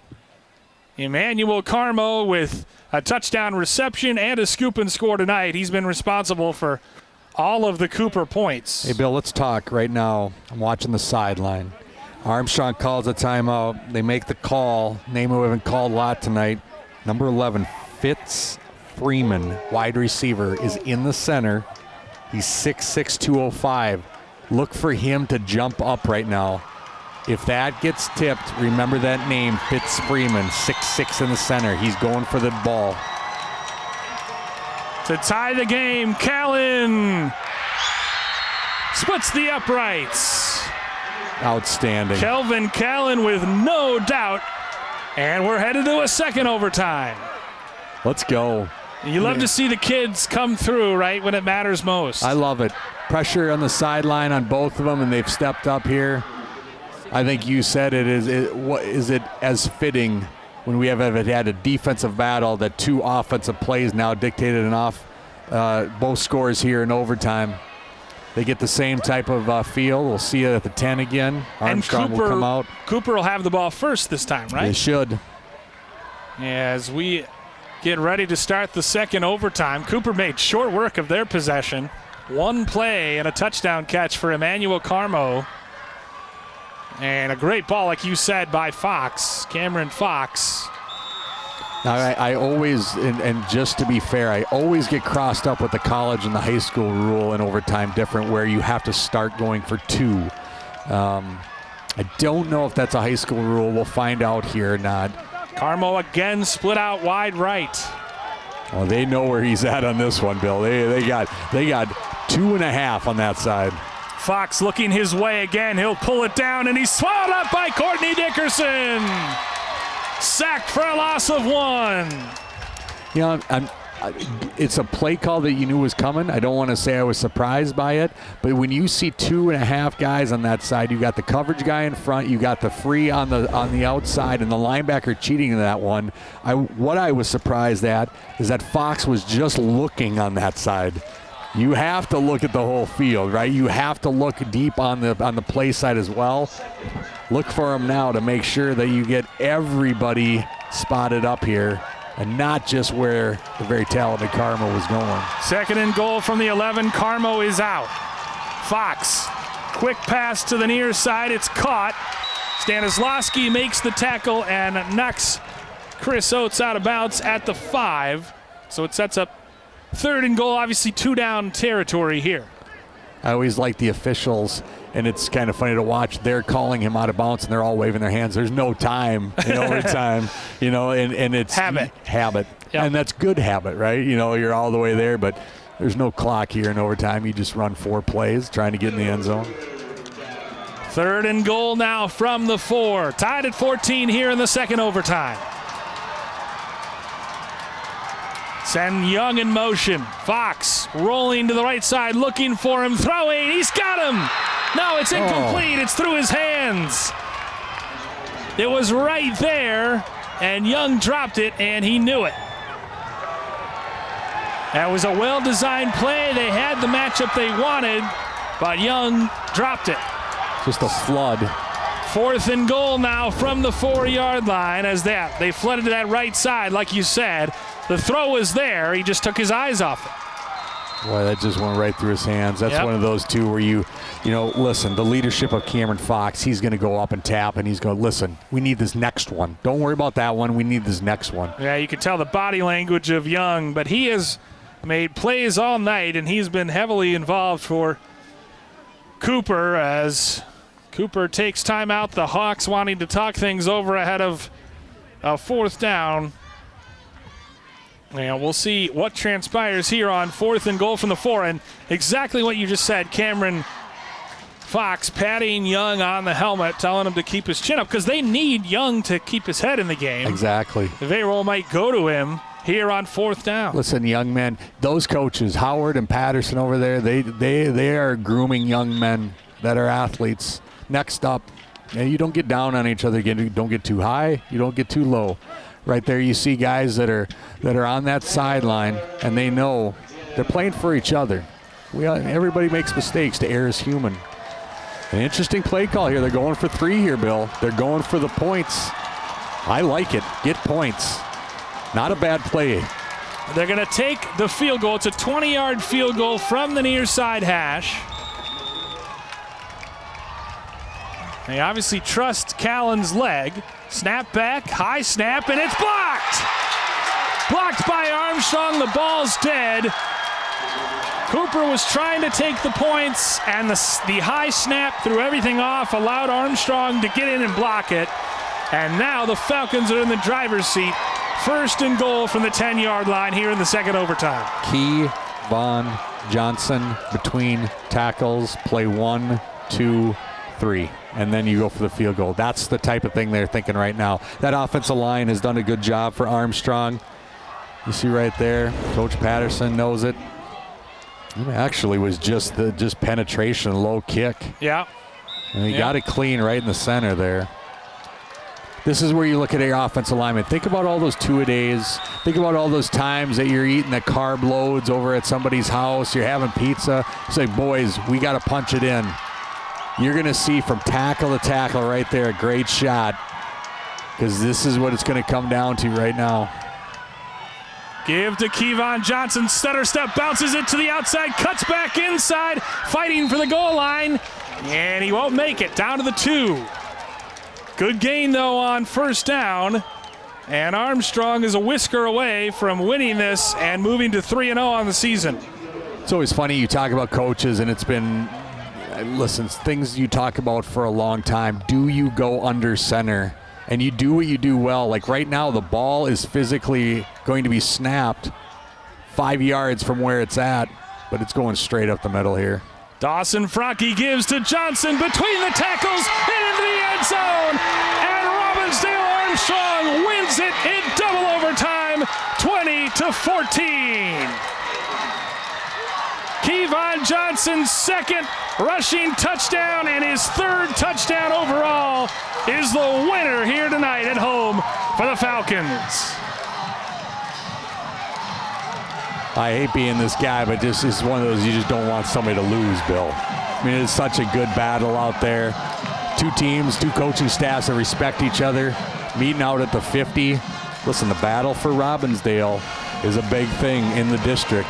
There's a lot of districts in this Twin Cities Metro you think about that have 2 or 3 big high schools, and they battle. They know each other. This is youth football, right? They go back to youth football. But man, oh man, what a great game here tonight. Look at that guy. Probably our player of the game right there, Kevon Johnson, behind a lot of guys that are going in. And here's the winning touchdown right there, just behind a great push. And look at the excitement. Yeah, a tremendous game, and of course, Kevon Johnson, the winner, provides the winning score for the Armstrong Falcons. Cooper falls to 2-1 on the season with a tough road loss, but guys like Emmanuel Carmo, Tony Colley, Samaje Young gave the Hawks a chance, and a game effort for Cooper, but they fall to 2-1 on the season. Armstrong, meanwhile, improves to 3-0. They still have some real tough games coming up against CDH and STA and Andover, but a big, big win here tonight, making it 3 straight over their rival, the Cooper Hawks. 3 straight in double overtime tonight. They win it 20-14. A fantastic game, Chris. I don't think we could ask for much more. Well, defense has ruled here. I'll be honest, I thought I was going to see some offensive explosion. And what we saw was a great defensive performance tonight. There's coaches that are elated. Listen, they put it all on the line. Two teams that got it done here. But in overtime, you go to your workhorses. Who do we see go up right off the bat for Cooper? We see Carmel. What a great catch, great throw by Fox. And then who you go to? The defense. The defense makes a big play. They block it. And then it ends up being a touchdown. Jack Negan talking to his troops after a big win. He's fired up, as are the entire home fans. They'll leave happy here tonight from the Falcons' Nest in Plymouth. Armstrong improves to 3-0 with a 20-14 win in double overtime over Robbinsdale Cooper. For Director Isaac Rice and our entire fantastic crew here at CCX, my broadcast partner Chris Ohm, I'm Bill Hupp saying good night from the Falcons' Nest in Plymouth. Armstrong defeats their rival Cooper 20-14 in double overtime. Thanks for watching this exclusive presentation of high school football on CCX.